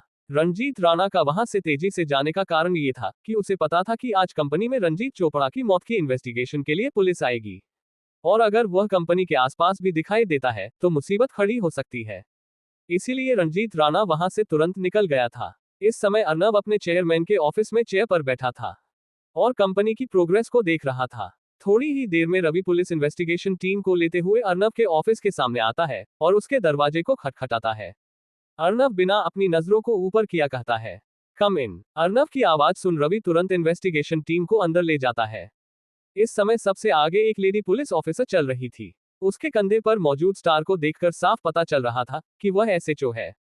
वह जैसे ही अंदर आते हैं तो अर्नब भी अपनी गर्दन ऊपर उठा लेता है। वह SHO पना हाथ आगे बढ़ते हुए अर्नब से कहती है, आई एम SHO नैना गुप्ता। मैं मिस्टर रंजीत चोपड़ा की डेथ की इन्वेस्टिगेशन टीम की लीडर हूँ। उम्मीद करती हूँ कि आप इन्वेस्टिगेशन में हमारा सहयोग करेंगे। नैना गुप्ता की बात सुनने के बाद अर्नब नैना गुप्ता से हाथ नहीं मिलाता है, बल्कि अपने दोनों हाथों को जोड़ते हुए नैना गुप्ता से कहता है, नमस्ते SHO नैना गुप्ता, मैं अर्नब चोपड़ा क्लब्स का चेयरमैन। मैं आपके इन्वेस्टिगेशन में पूरा सहयोग करने के लिए तैयार हूँ।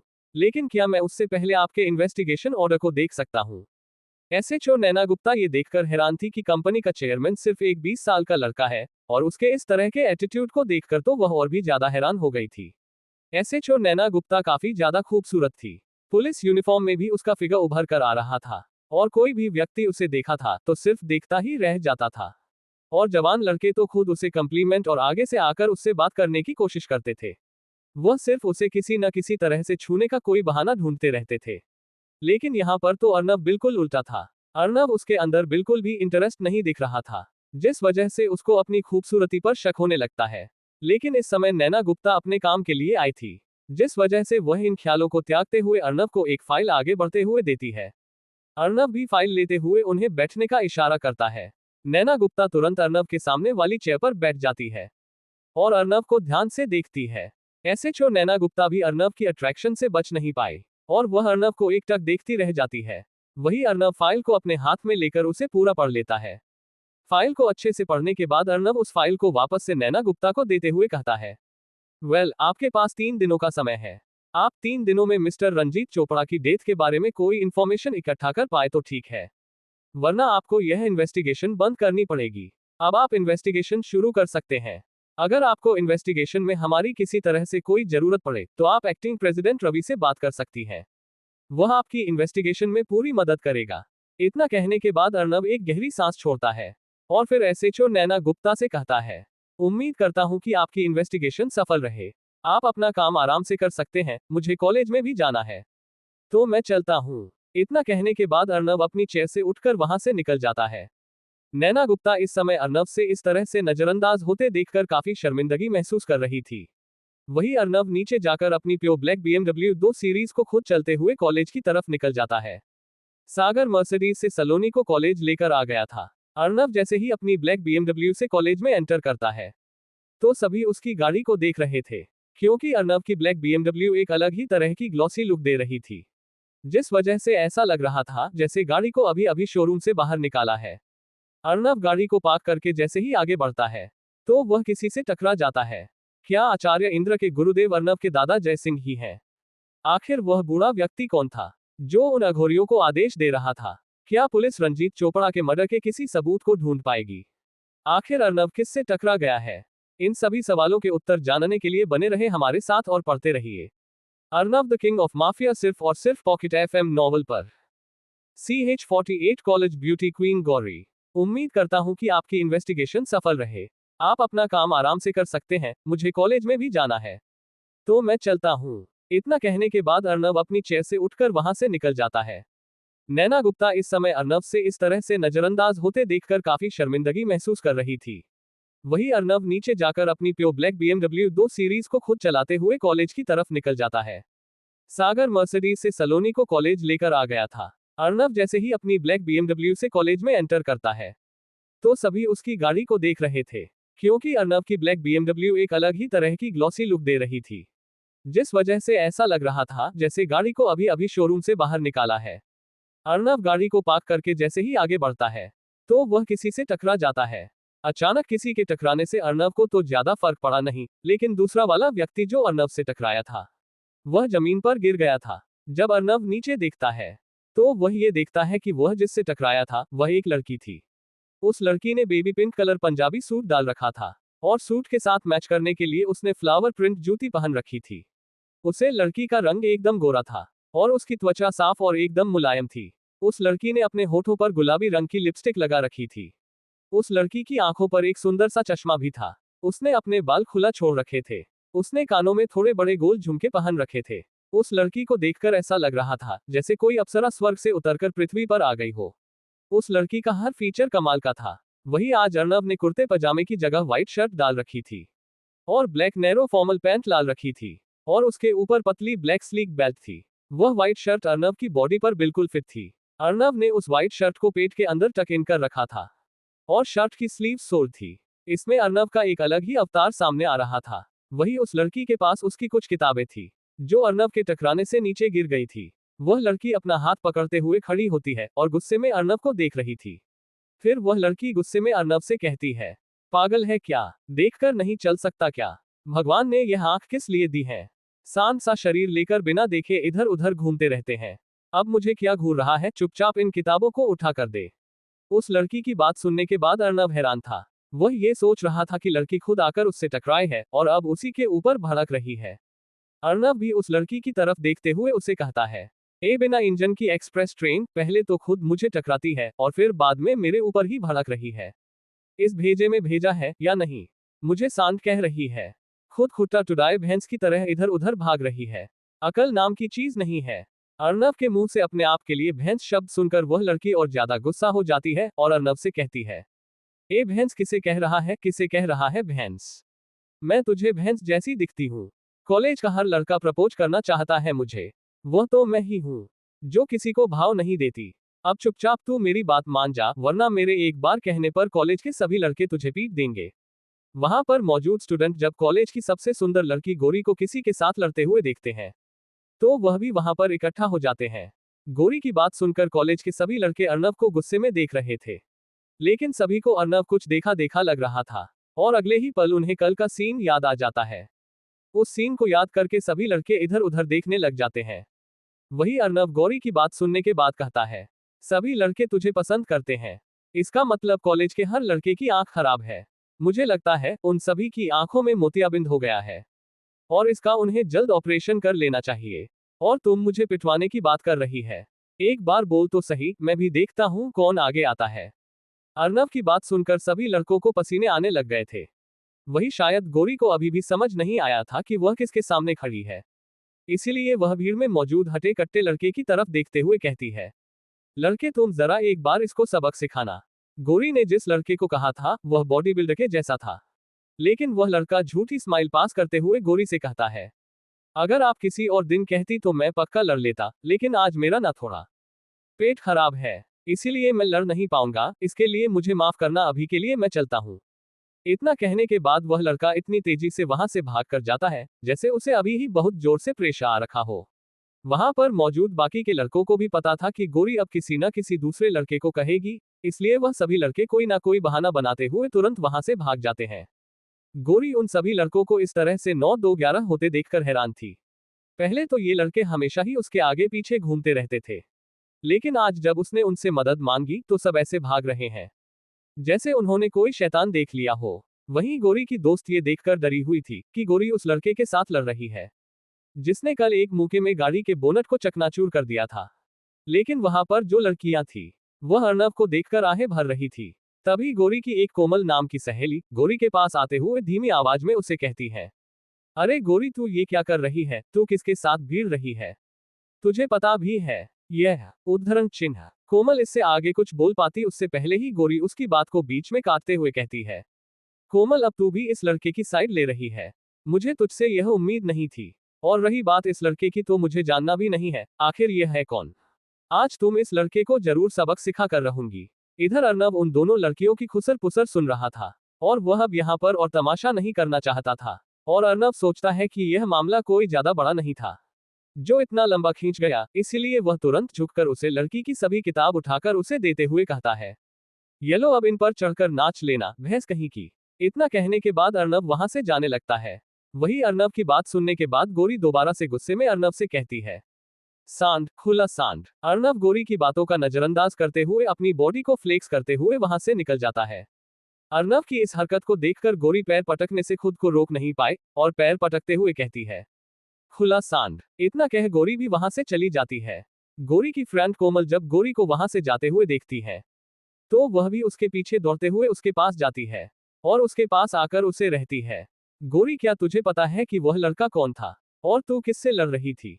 कोमल की इस बात को सुनकर गोरी झुंझलाते हुए कहती है, कोमल क्या तूने जब से उस लड़के को जानती है उस लड़के को जानती है लगा रखा है? आखिर है कौन वो जो खुले सांड की तरह तो पूरे कॉलेज में घूम रहा है? गोरी किस बात को सुनकर कोमल उसे रोक लेती है और उसको दोनों कंधों से पकड़ते हुए उसे कहती है, कल तू कॉलेज में नहीं आई ना, इसलिए तूने ना बहुत कुछ मिस कर दिया। और मैं सुबह से तुझे जिस लड़के के बारे में बता रही हूं ना, वह वही डेमन था जो कॉलेज की सभी लड़कियों का क्रश बना हुआ है। यार गोरी वैसे ना तेरी वजह से मैंने उस डेमन को बिल्कुल पास से देखा। यार वह सच में पास से देखने में और भी ज्यादा हैंडसम लग रहा था। हाय यार उसकी बॉडी, उसकी आंखें कितनी अट्रैक्टिव है। और आज तूने जो वह पार्किंग में नीले रंग की मर्सिडीज देखी थी ना, कल वह इसी गाड़ी में आया था।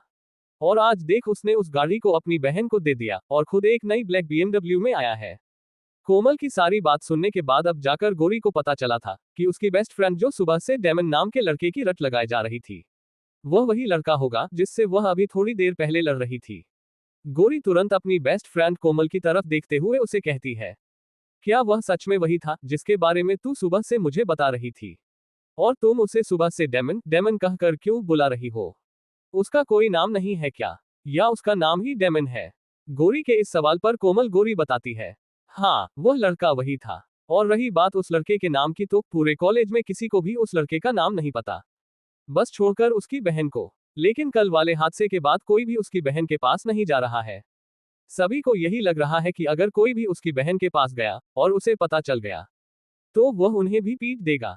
कोमल की बात खत्म होने के तुरंत बाद गौरी हैरान होते हुए कहती है, मतलब वह जो नीली मर्सिडीज से लड़की उतरी थी, वह उस खुले सांड की बहन है? यार वह लड़की तो सच में काफी ज्यादा प्रिटी थी। और जैसा तूने बताया कि कल उसने गाड़ी को तोड़ दिया था और आज मुझसे टकरा गया, इस हिसाब से वह पक्का एक सांड है। अगर वह कॉलेज में ऐसे ही घूमता फिरता रहा तो वह पक्का कॉलेज को तोड़ देगा। सांड कहीं का। वैसे वह आज कॉलेज में करने क्या आया है? गौरी की इस बात को सुनकर उसकी फ्रेंड कोमल इधर उधर देखती है। जब उसे वहां पर कोई भी दिखाई नहीं देता तो वह एक राहत के सांस लेती है। उसे डर था कि कहीं कोई लड़की गौरी के द्वारा डेमन को सांड कहते हुए ना सुन ले। फिर कोमल गौरी के सवाल का जवाब देते हुए कहती है, मुझे क्या पता वह कॉलेज में करने क्या आया है, चल उसके पीछे चलकर देखते हैं। कोमल की बात पर गौरी तुरंत रहती है, अरे नहीं नहीं, कहाँ उस खुले सांड के पीछे जा रही है? अभी हमारी क्लास शुरू होने वाली है, चल पहले क्लास में चलते हैं। इतना कहने के बाद दोनों लड़कियां अपनी क्लास में चली जाती हैं। वही कॉलेज में घूमता हुआ अर्नव भी स्टूडेंट से BCA फर्स्ट ईयर की क्लास के बारे में पूछते हुए क्लास की तरफ जाने लगता है। अर्नव जहां से भी निकलता और उसके नए लुक की वजह से सभी लड़कियां उसे ऐसे घूर रही थी जैसे अभी जाकर उससे लिपट जाएगी। अर्नव उन सभी लड़कियों की इस तरह की नजर को महसूस कर ऑकवर्ड हो जाता है। वहीं BCA फर्स्ट ईयर की क्लास में स्टूडेंट बैठे हुए थे और पोडियम पर 41 साल की उम्र का लेक्चरर सभी स्टूडेंट को लेक्चर दे रहा था।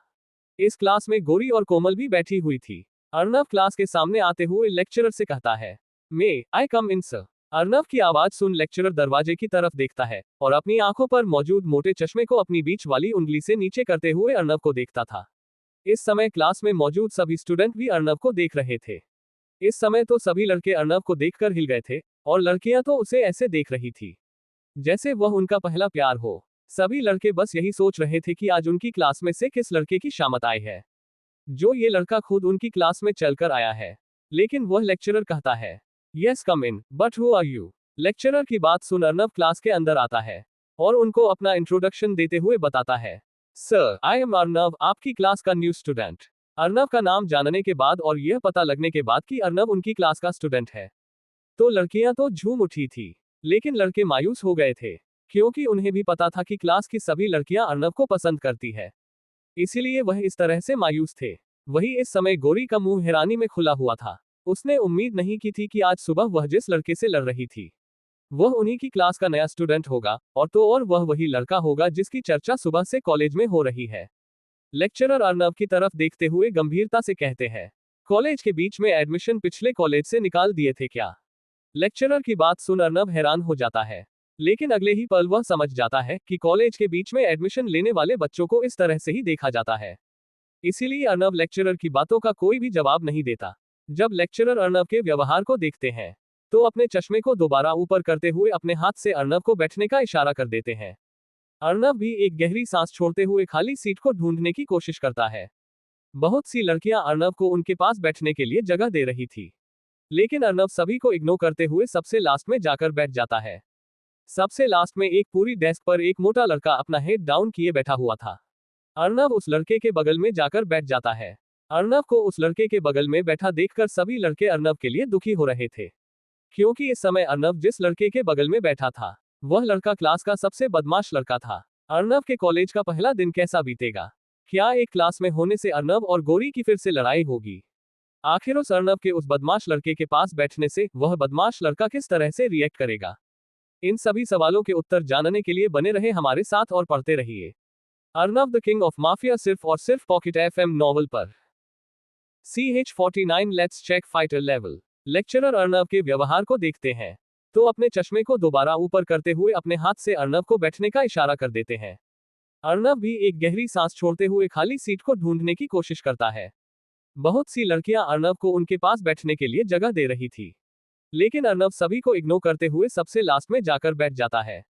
सबसे लास्ट में एक पूरी डेस्क पर एक मोटा लड़का अपना हेड डाउन किए बैठा हुआ था। अर्नव उस लड़के के बगल में जाकर बैठ जाता है। अर्नव को उस लड़के के बगल में बैठा देखकर सभी लड़के अर्नव के लिए दुखी हो रहे थे, क्योंकि इस समय अर्नव जिस लड़के के बगल में बैठा था वह लड़का क्लास का सबसे बदमाश लड़का था।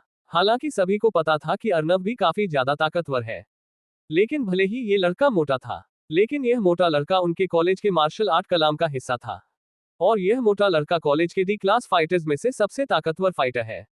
इस मोटे लड़के ने कॉलेज में आने के 3 महीने बाद ही कॉलेज के पहले और नए सभी डी क्लास फाइटर को हराकर उसमें फर्स्ट पोजीशन हासिल की थी। और अभी यह मोटा लड़का इतना ताकतवर हो गया था कि यह शायद कुछ दिनों में सी क्लास फाइटर बन जाएगा, और उनके कॉलेज में एक स्टूडेंट का सी क्लास फाइटर होना बहुत बड़ी बात थी। हालांकि कॉलेज में अभी भी बहुत से ए क्लास फाइटर थे, लेकिन उन फाइटर्स की संख्या इतनी कम थी कि उनको उंगलियों पर गिना जा सकता था। इसी वजह से सभी स्टूडेंट अब अर्नव को ऐसे देख रहे थे जैसे वह कोई बकरा हो जो थोड़ी देर में हलाल होने वाला है। वही वह मोटा लड़का अचानक से अपने पास किसी के बैठने की आहट सुनकर अपनी आंखें खोलकर अर्नव की तरफ देखता है, और वह मोटा लड़का जैसे ही अर्नव को अपने पास बैठा देखता है तो उसकी आंखों में ठंडक नजर आने लग जाती है। अर्नव भी उस लड़के की नजरों से आ रही ठंडी लहर को महसूस कर लेता है। अर्नव समझ गया था कि सामने वाला भी एक फाइटर है।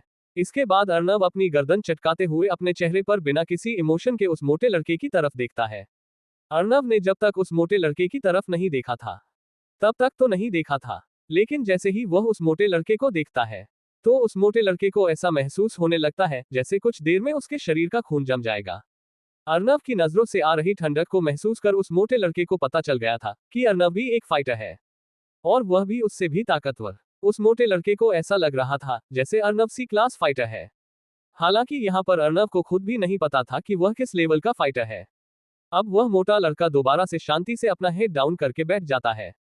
क्लास में मौजूद सभी स्टूडेंट जब इस दृश्य को देखते हैं तो काफी ज्यादा हैरान हो जाते हैं, लेकिन फिर उन्हें लगता है कि शायद टीचर के होने से इस मोटे लड़के ने अर्नव को कुछ नहीं कहा। कुछ देर बाद टीचर भी वहां से चले जाते हैं। टीचर पर चले जाने के बाद सभी लड़के पलटते हुए अर्नव की तरफ देखते हैं। वह मोटा लड़का अब दोबारा से अपनी आंखें खोलते हुए अर्नव को देखता है। वह भी यह जानने के लिए काफी उत्सुक था कि अर्नव उससे कितना ताकतवर है, इसलिए वह मोटा लड़का बिना कोई वार्निंग दिए अर्नव के ऊपर हमला कर देता है। उस मोटे लड़के के अचानक से थोड़ा हिलने से ही अर्नव को अंदेशा हो गया था कि उसके ऊपर हमला होने वाला है, इसलिए वह तुरंत टेबल के ऊपर हाथ लगाते हुए अपने शरीर को साइड की तरफ धकेल देता है, जिससे अर्नव टेबल के बाहर आ गया था। वह मोटा लड़का भी फुर्ती के साथ टेबल के ऊपर पैर रखता है और हवा में कूदते हुए अर्नव के ऊपर पंच से हमला कर देता है। अब अर्नव टेबल से बाहर आ गया था, इसलिए अब वह फ्रीली मूव कर सकता था, इसलिए वह तुरंत ऊपर की तरफ अपनी हथेली करते हुए उस मोटे लड़के के पंच को रोक लेता है। जैसे ही उस मोटे लड़के का पंच अर्नव की हथेली से टकराता है तो अर्नव तुरंत हथेली को बंद करते हुए उस मोटे लड़के के पांच को अपनी हथेली में जकड़ लेता है, और फिर किसी कटी पतंग की तरह अर्नव उस भारी भरकम मोटे लड़के को हवा में से ही पोडियम पर फेंक देता है। वह मोटा लड़का सीधा लेक्चर स्टैंड पर जाकर लगता है, जिससे वह लेक्चर स्टैंड टूट जाता है। वही उस मोटे लड़के को फेंकने के बाद अर्नव दोबारा से टेबल पर जाकर शांति से बैठ जाता है। इस समय पूरी क्लास में सन्नाटा छाया हुआ था। किसी को भी विश्वास नहीं हो रहा था कि उनकी क्लास का सबसे ताकतवर लड़के की यह हालत हो रही है। अर्नव ने जितनी आराम से इस मोटे लड़के को हराया था, उससे सभी यह समझ गए थे कि अर्नव इस मोटे लड़के से काफी ताकतवर है, और वह भी शायद एक फाइटर है। हालांकि अर्नव ने उस मोटे लड़के के ऊपर अपनी पूरी ताकत नहीं लगाई थी, जिस वजह से उस मोटे लड़के को ज्यादा चोट नहीं आई थी। अगले ही पल पर मोटा लड़का खड़ा हो जाता है और अर्नव के पास जाते हुए अर्नव से पूछता है, तुम्हारा नाम क्या है और तुम किस क्लास के फाइटर हो? उस मोटे लड़के की बात सुनने के बाद अर्नव उस मोटे लड़के को बिना किसी इमोशन के साथ देखता है और बिल्कुल शांत आवाज में उस मोटे लड़के से कहता है, मैं अर्नव हूँ और मुझे नहीं पता मैं किस क्लास का फाइटर हूँ। वैसे तुम कौन हो और तुमने मेरे ऊपर हमला क्यों किया? अर्नव की बात सुनने के बाद वह मोटा लड़का अर्नव से कहता है, मेरा नाम योगेश है, मैं एक डी क्लास फाइटर हूँ और बहुत जल्द सी क्लास बन जाऊंगा। मैं बस तुम्हारी ताकत जानना चाहता था, इसलिए मैंने तुम्हारे ऊपर हमला किया। योगेश की इस बात को सुनने के बाद अर्नव कहता है, अब जान लिया ना। वैसे ये कैसे पता लगाया जाता है कि कौन किस क्लास का फाइटर है? अर्नव की इस बात को सुनने के बाद तो योगेश को विश्वास हो गया था कि अर्नव को अपनी फाइटर क्लास के बारे में नहीं पता। पहले तो उसे लगा था कि शायद अर्नव उसको बताना नहीं चाहता, लेकिन अर्नव की इस बात ने उसे कंफर्म कर दिया था। वह अब अर्नव को सब कुछ बताते हुए कहता है, अब तो एक फाइटर के क्लास को पहचानना बहुत ही आसान हो गया है। पहले ये काफी मुश्किल होता था। हमारे कॉलेज में एक मशीन है जिससे फाइटर की क्लास को पहचाना जाता है। उस मशीन से तुम्हारी पंचिंग स्पीड, तुम एक सेकंड में कितने पंच मारते हो और पंच से कितना डैमेज होता है, तुम्हारे पंच में कितनी पावर है, तुम्हारे मूवमेंट स्पीड और तुम्हारा रिएक्शन स्पीड कैलकुलेट करके तुम्हारी फाइटर क्लास का पता लगाया जाता है। योगेश की बात सुनने के बाद अब अर्नव का भी मन यह जानने को हो रहा था आखिर वह किस क्लास का फाइटर है। फाइटर क्लास के बारे में सोचकर अर्नव खुश हो गया था, लेकिन वह अपने चेहरे के हाव भाव को बिल्कुल भी नहीं बदलता। उसका चेहरा अभी भी पहले की तरह शांत था। इसके बाद वह योगेश की तरफ देखते हुए कहता है, चलो आज देख लेते हैं मैं किस क्लास का फाइट हूँ। मुझे भी पता चल जाएगा आखिर कैसे एक फाइटर की क्लास को डिवाइड किया जाता है। वैसे कॉलेज में सबसे पावरफुल फाइटर कौन है? अर्नव की इस बात पर योगेश गहरी सांस छोड़ते हुए कहता है, कॉलेज का सबसे ताकतवर फाइटर नारा परिवार से पारस नारा है, और ये लड़का वासु नारा का बड़ा भाई है। पारस नारा एक क्लास फाइटर है और वह बहुत जल्द एस क्लास फाइटर बनने वाला है। वासु नारा, इस नाम को सुनने के बाद अर्नव को उस लड़के का चेहरा दिखाई देता है, कल जिसकी गाड़ी को उसने एक पंच में कबाड़ा कर दिया था। लेकिन अगले ही पल अर्नव अपने ख्यालों की दुनिया से बाहर आता है और योगेश की तरफ देखते हुए उसे कहता है, तो फिर चलकर देख ही लेते हैं मैं किस लेवल का फाइटर हूँ। अर्नव की बात सुनने के बाद योगेश और अर्नव तुरंत मार्शल आर्ट क्लब की तरफ जाने लगते हैं। योगेश अर्नव कॉमर्स लटकलाप के टीचर अतुल धींगरा के पास लेकर चला जाता है। अतुल धींगरा जैसे ही योगेश को देखते हैं वह तुरंत योगेश से कहते हैं, अरे योगेश तुम यहाँ, मुझे लगता है तुम सी क्लास फाइटर बन चुके हो, इसीलिए तुम आज सी क्लास फाइटर का टेस्ट देने आए हो। अतुल धींगरा की बात सुनने के बाद योगेश तुरंत उन्हें मना करते हुए कहता है, अतुल सर आप भी कैसी बात कर रहे हैं, मैं इतनी जल्दी सी क्लास फाइटर कैसे बन सकता हूँ। वह कहना आज हमारी क्लास में एक स्टूडेंट आया है और वह लड़ने में काफी अच्छा है। मुझे भी उससे लड़ने में दिक्कत हो रही थी, मुझे लगा वह भी एक फाइटर है तो मैं उसे क्लब में ज्वाइन करने के लिए लेकर आ गया। योगेश यहाँ पर ये तो नहीं बता सकता था कि अर्नव ने एक ही बार में उसे उठाकर दूर पटक दिया था, इसीलिए वही ये कहता है कि उसे उससे लड़ने में दिक्कत हो रही थी। लेकिन वही अतुल धींगरा योगेश की बात सुनकर हैरान हो गए थे। उन्हें अच्छे से पता था कि योगेश डी क्लास फाइटर में सबसे ताकतवर फाइटर है और बहुत जल्द सी क्लास फाइटर भी बनने वाला है। इसीलिए योगेश से मुंह से यह सुना कि उसे भी किसी से लड़ने में दिक्कत हो रही थी, तो पक्का वह व्यक्ति सी क्लास फाइटर होगा। अतुल धींगरा उस लड़के से मिलने के लिए काफी उत्सुक हो गए थे, इसलिए वह तुरंत योगेश से पूछते हैं, योगेश कहाँ है वह फाइटर, मैं उससे मिलना चाहता हूँ। अतुल धींगरा की बात खत्म होने के तुरंत बाद वहां पर एक और लड़का आते हुए योगेश से कहता है, अरे योगेश क्या तुम्हारी क्लास में भी एक और फाइटर आ गया है? जरा मैं भी तो देखो उस फाइटर को, कौन है वो जिसकी हमारे most powerful D class fighter Yogesh इतनी तारीफ कर रहे हैं। उस लड़के ने एक नीले रंग का घुटनों के ऊपर तक का शॉर्ट्स पहन रखा था और उस लड़के ने अपनी कमर पर रबर बैंड टाइप का कुछ पहन रखा था। उस लड़के की बॉडी किसी मार्शल आर्टिस्ट की तरह दे। उस लड़के के दोनों हाथों की नसें फूली हुई और उभरी हुई थी। उस लड़के के लेफ्ट चेस्ट वाले हिस्से पर और राइट कंधे पर एक टैटू बना हुआ था, जिस वजह से उस लड़के की प्रेजेंस काफी ज्यादा खतरनाक हो रही थी।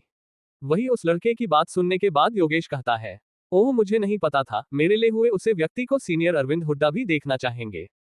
चलो अब मैं आप दोनों को उस फाइटर से मिला ही देता हूँ।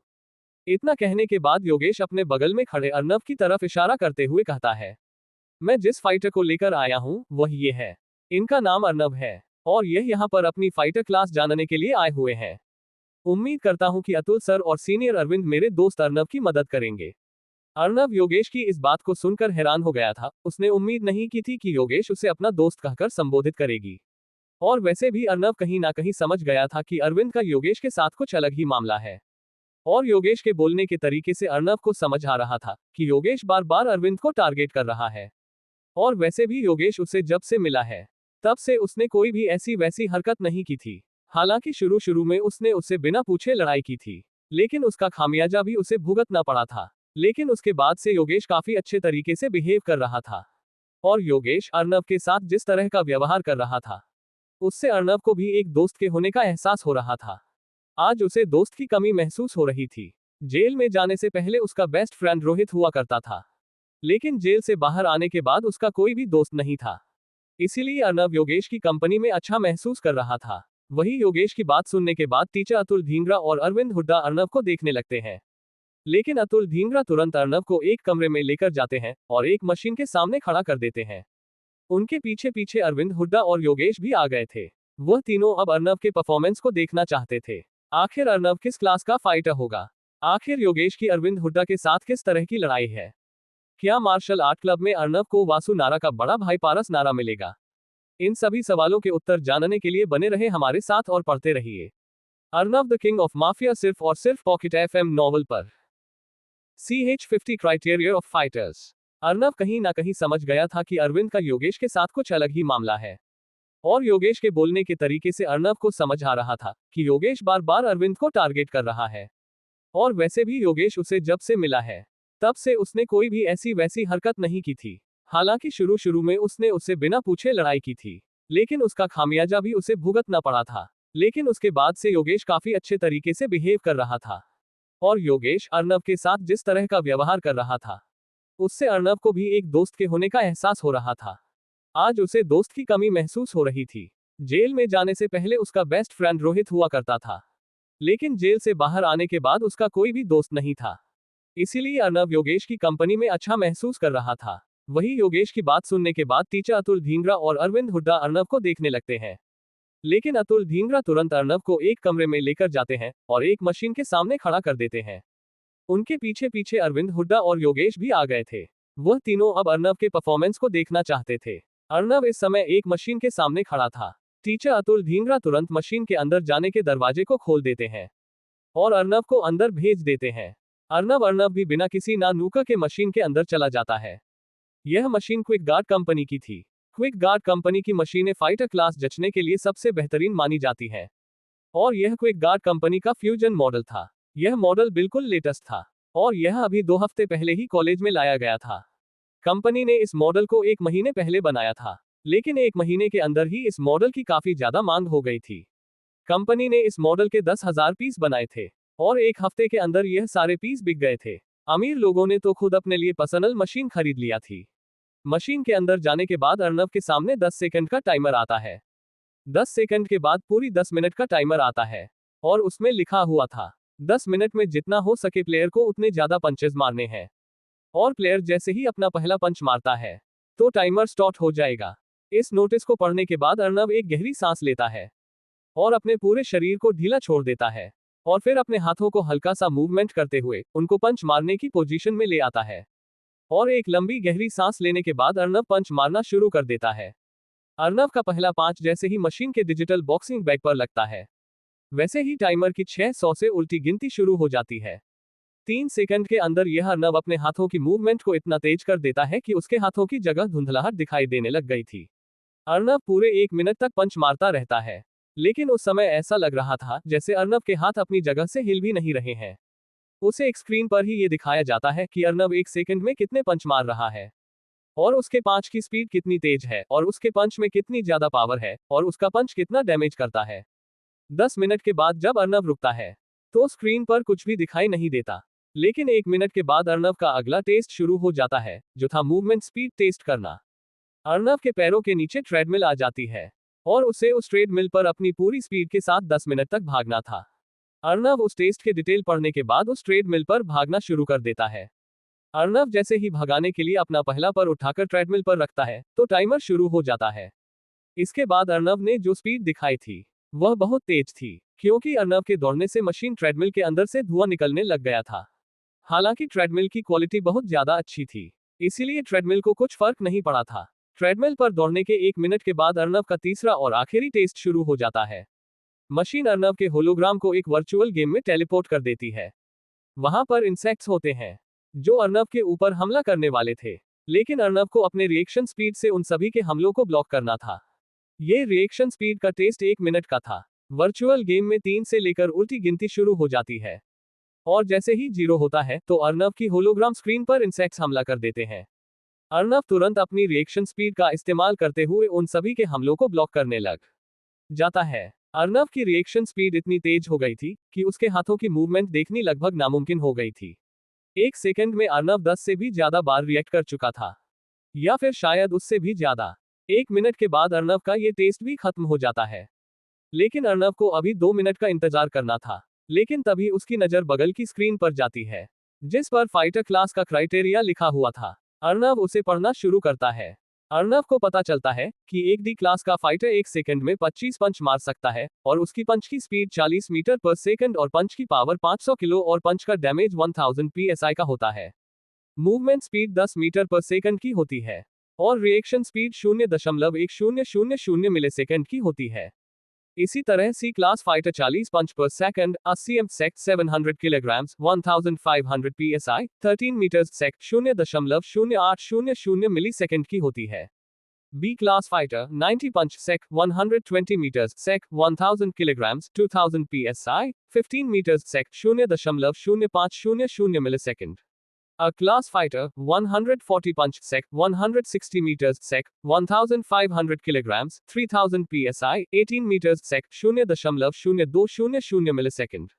S class fighter 200 punch sec 200 meters sec 2000 kilograms 5000 psi 20 meters sec 0.0100 millisecond.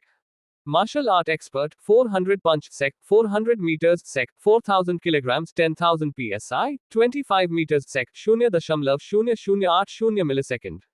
Martial art master 700 punch sec 700 meters sec 10000 kilogram 15000 psi 27 meters sec 0.0050 millisecond.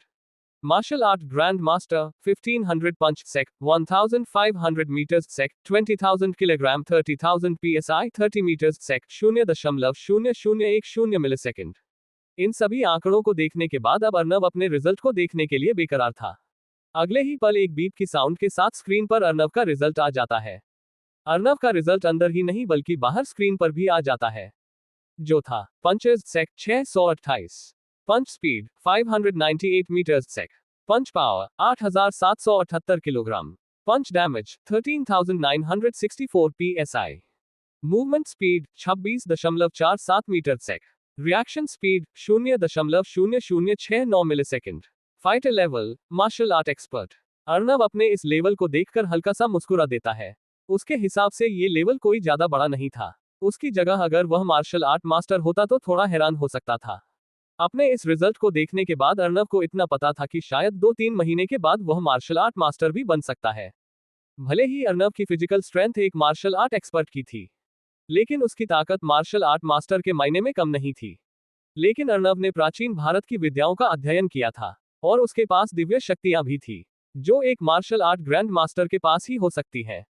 लेकिन मार्शल आर्ट एक्सपर्ट होने के बावजूद भी अर्नव के पास वह शक्तियां थी।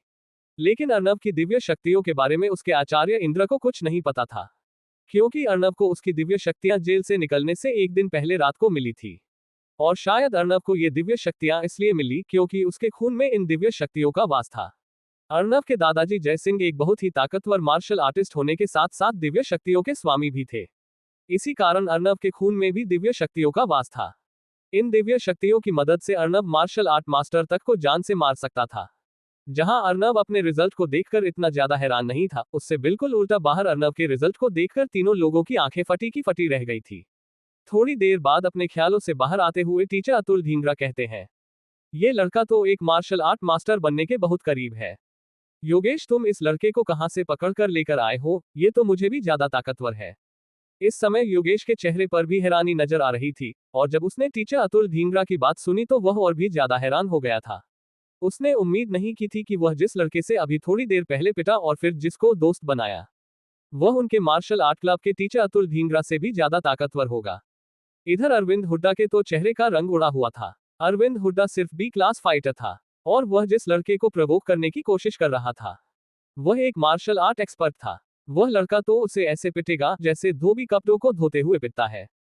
अरविंद हुड्डा को आज सबक मिल गया था कि अगर किसी के बारे में पता नहीं हो तो उसे खामखा में छेड़ना नहीं चाहिए, वरना क्या पता सामने वाला कितनी धारदार तलवार हो। अगले ही पल अर्नव मशीन से बाहर आ जाता है। उसके हाथ में एक कागज था जिसमें उसका रिजल्ट लिखा हुआ था। इस कागज की वजह से ही अर्नव को उसका बैच प्रोवाइड होगा। अर्नव उसे कागज को लिए टीचर अतुल ढींगरा के पास चला जाता है। इस समय अरविंद हुड्डा अर्नव को खौफ की नजरों से देख रहा था। इस समय उसकी इतनी हिम्मत नहीं हो रही थी कि वह अर्नब की आंखों में आंखें डालकर देख ले। और कुछ ऐसी ही हालत योगेश की हो रखी थी। वह तो इस समय मन ही मन अपनी किस्मत से खुश था।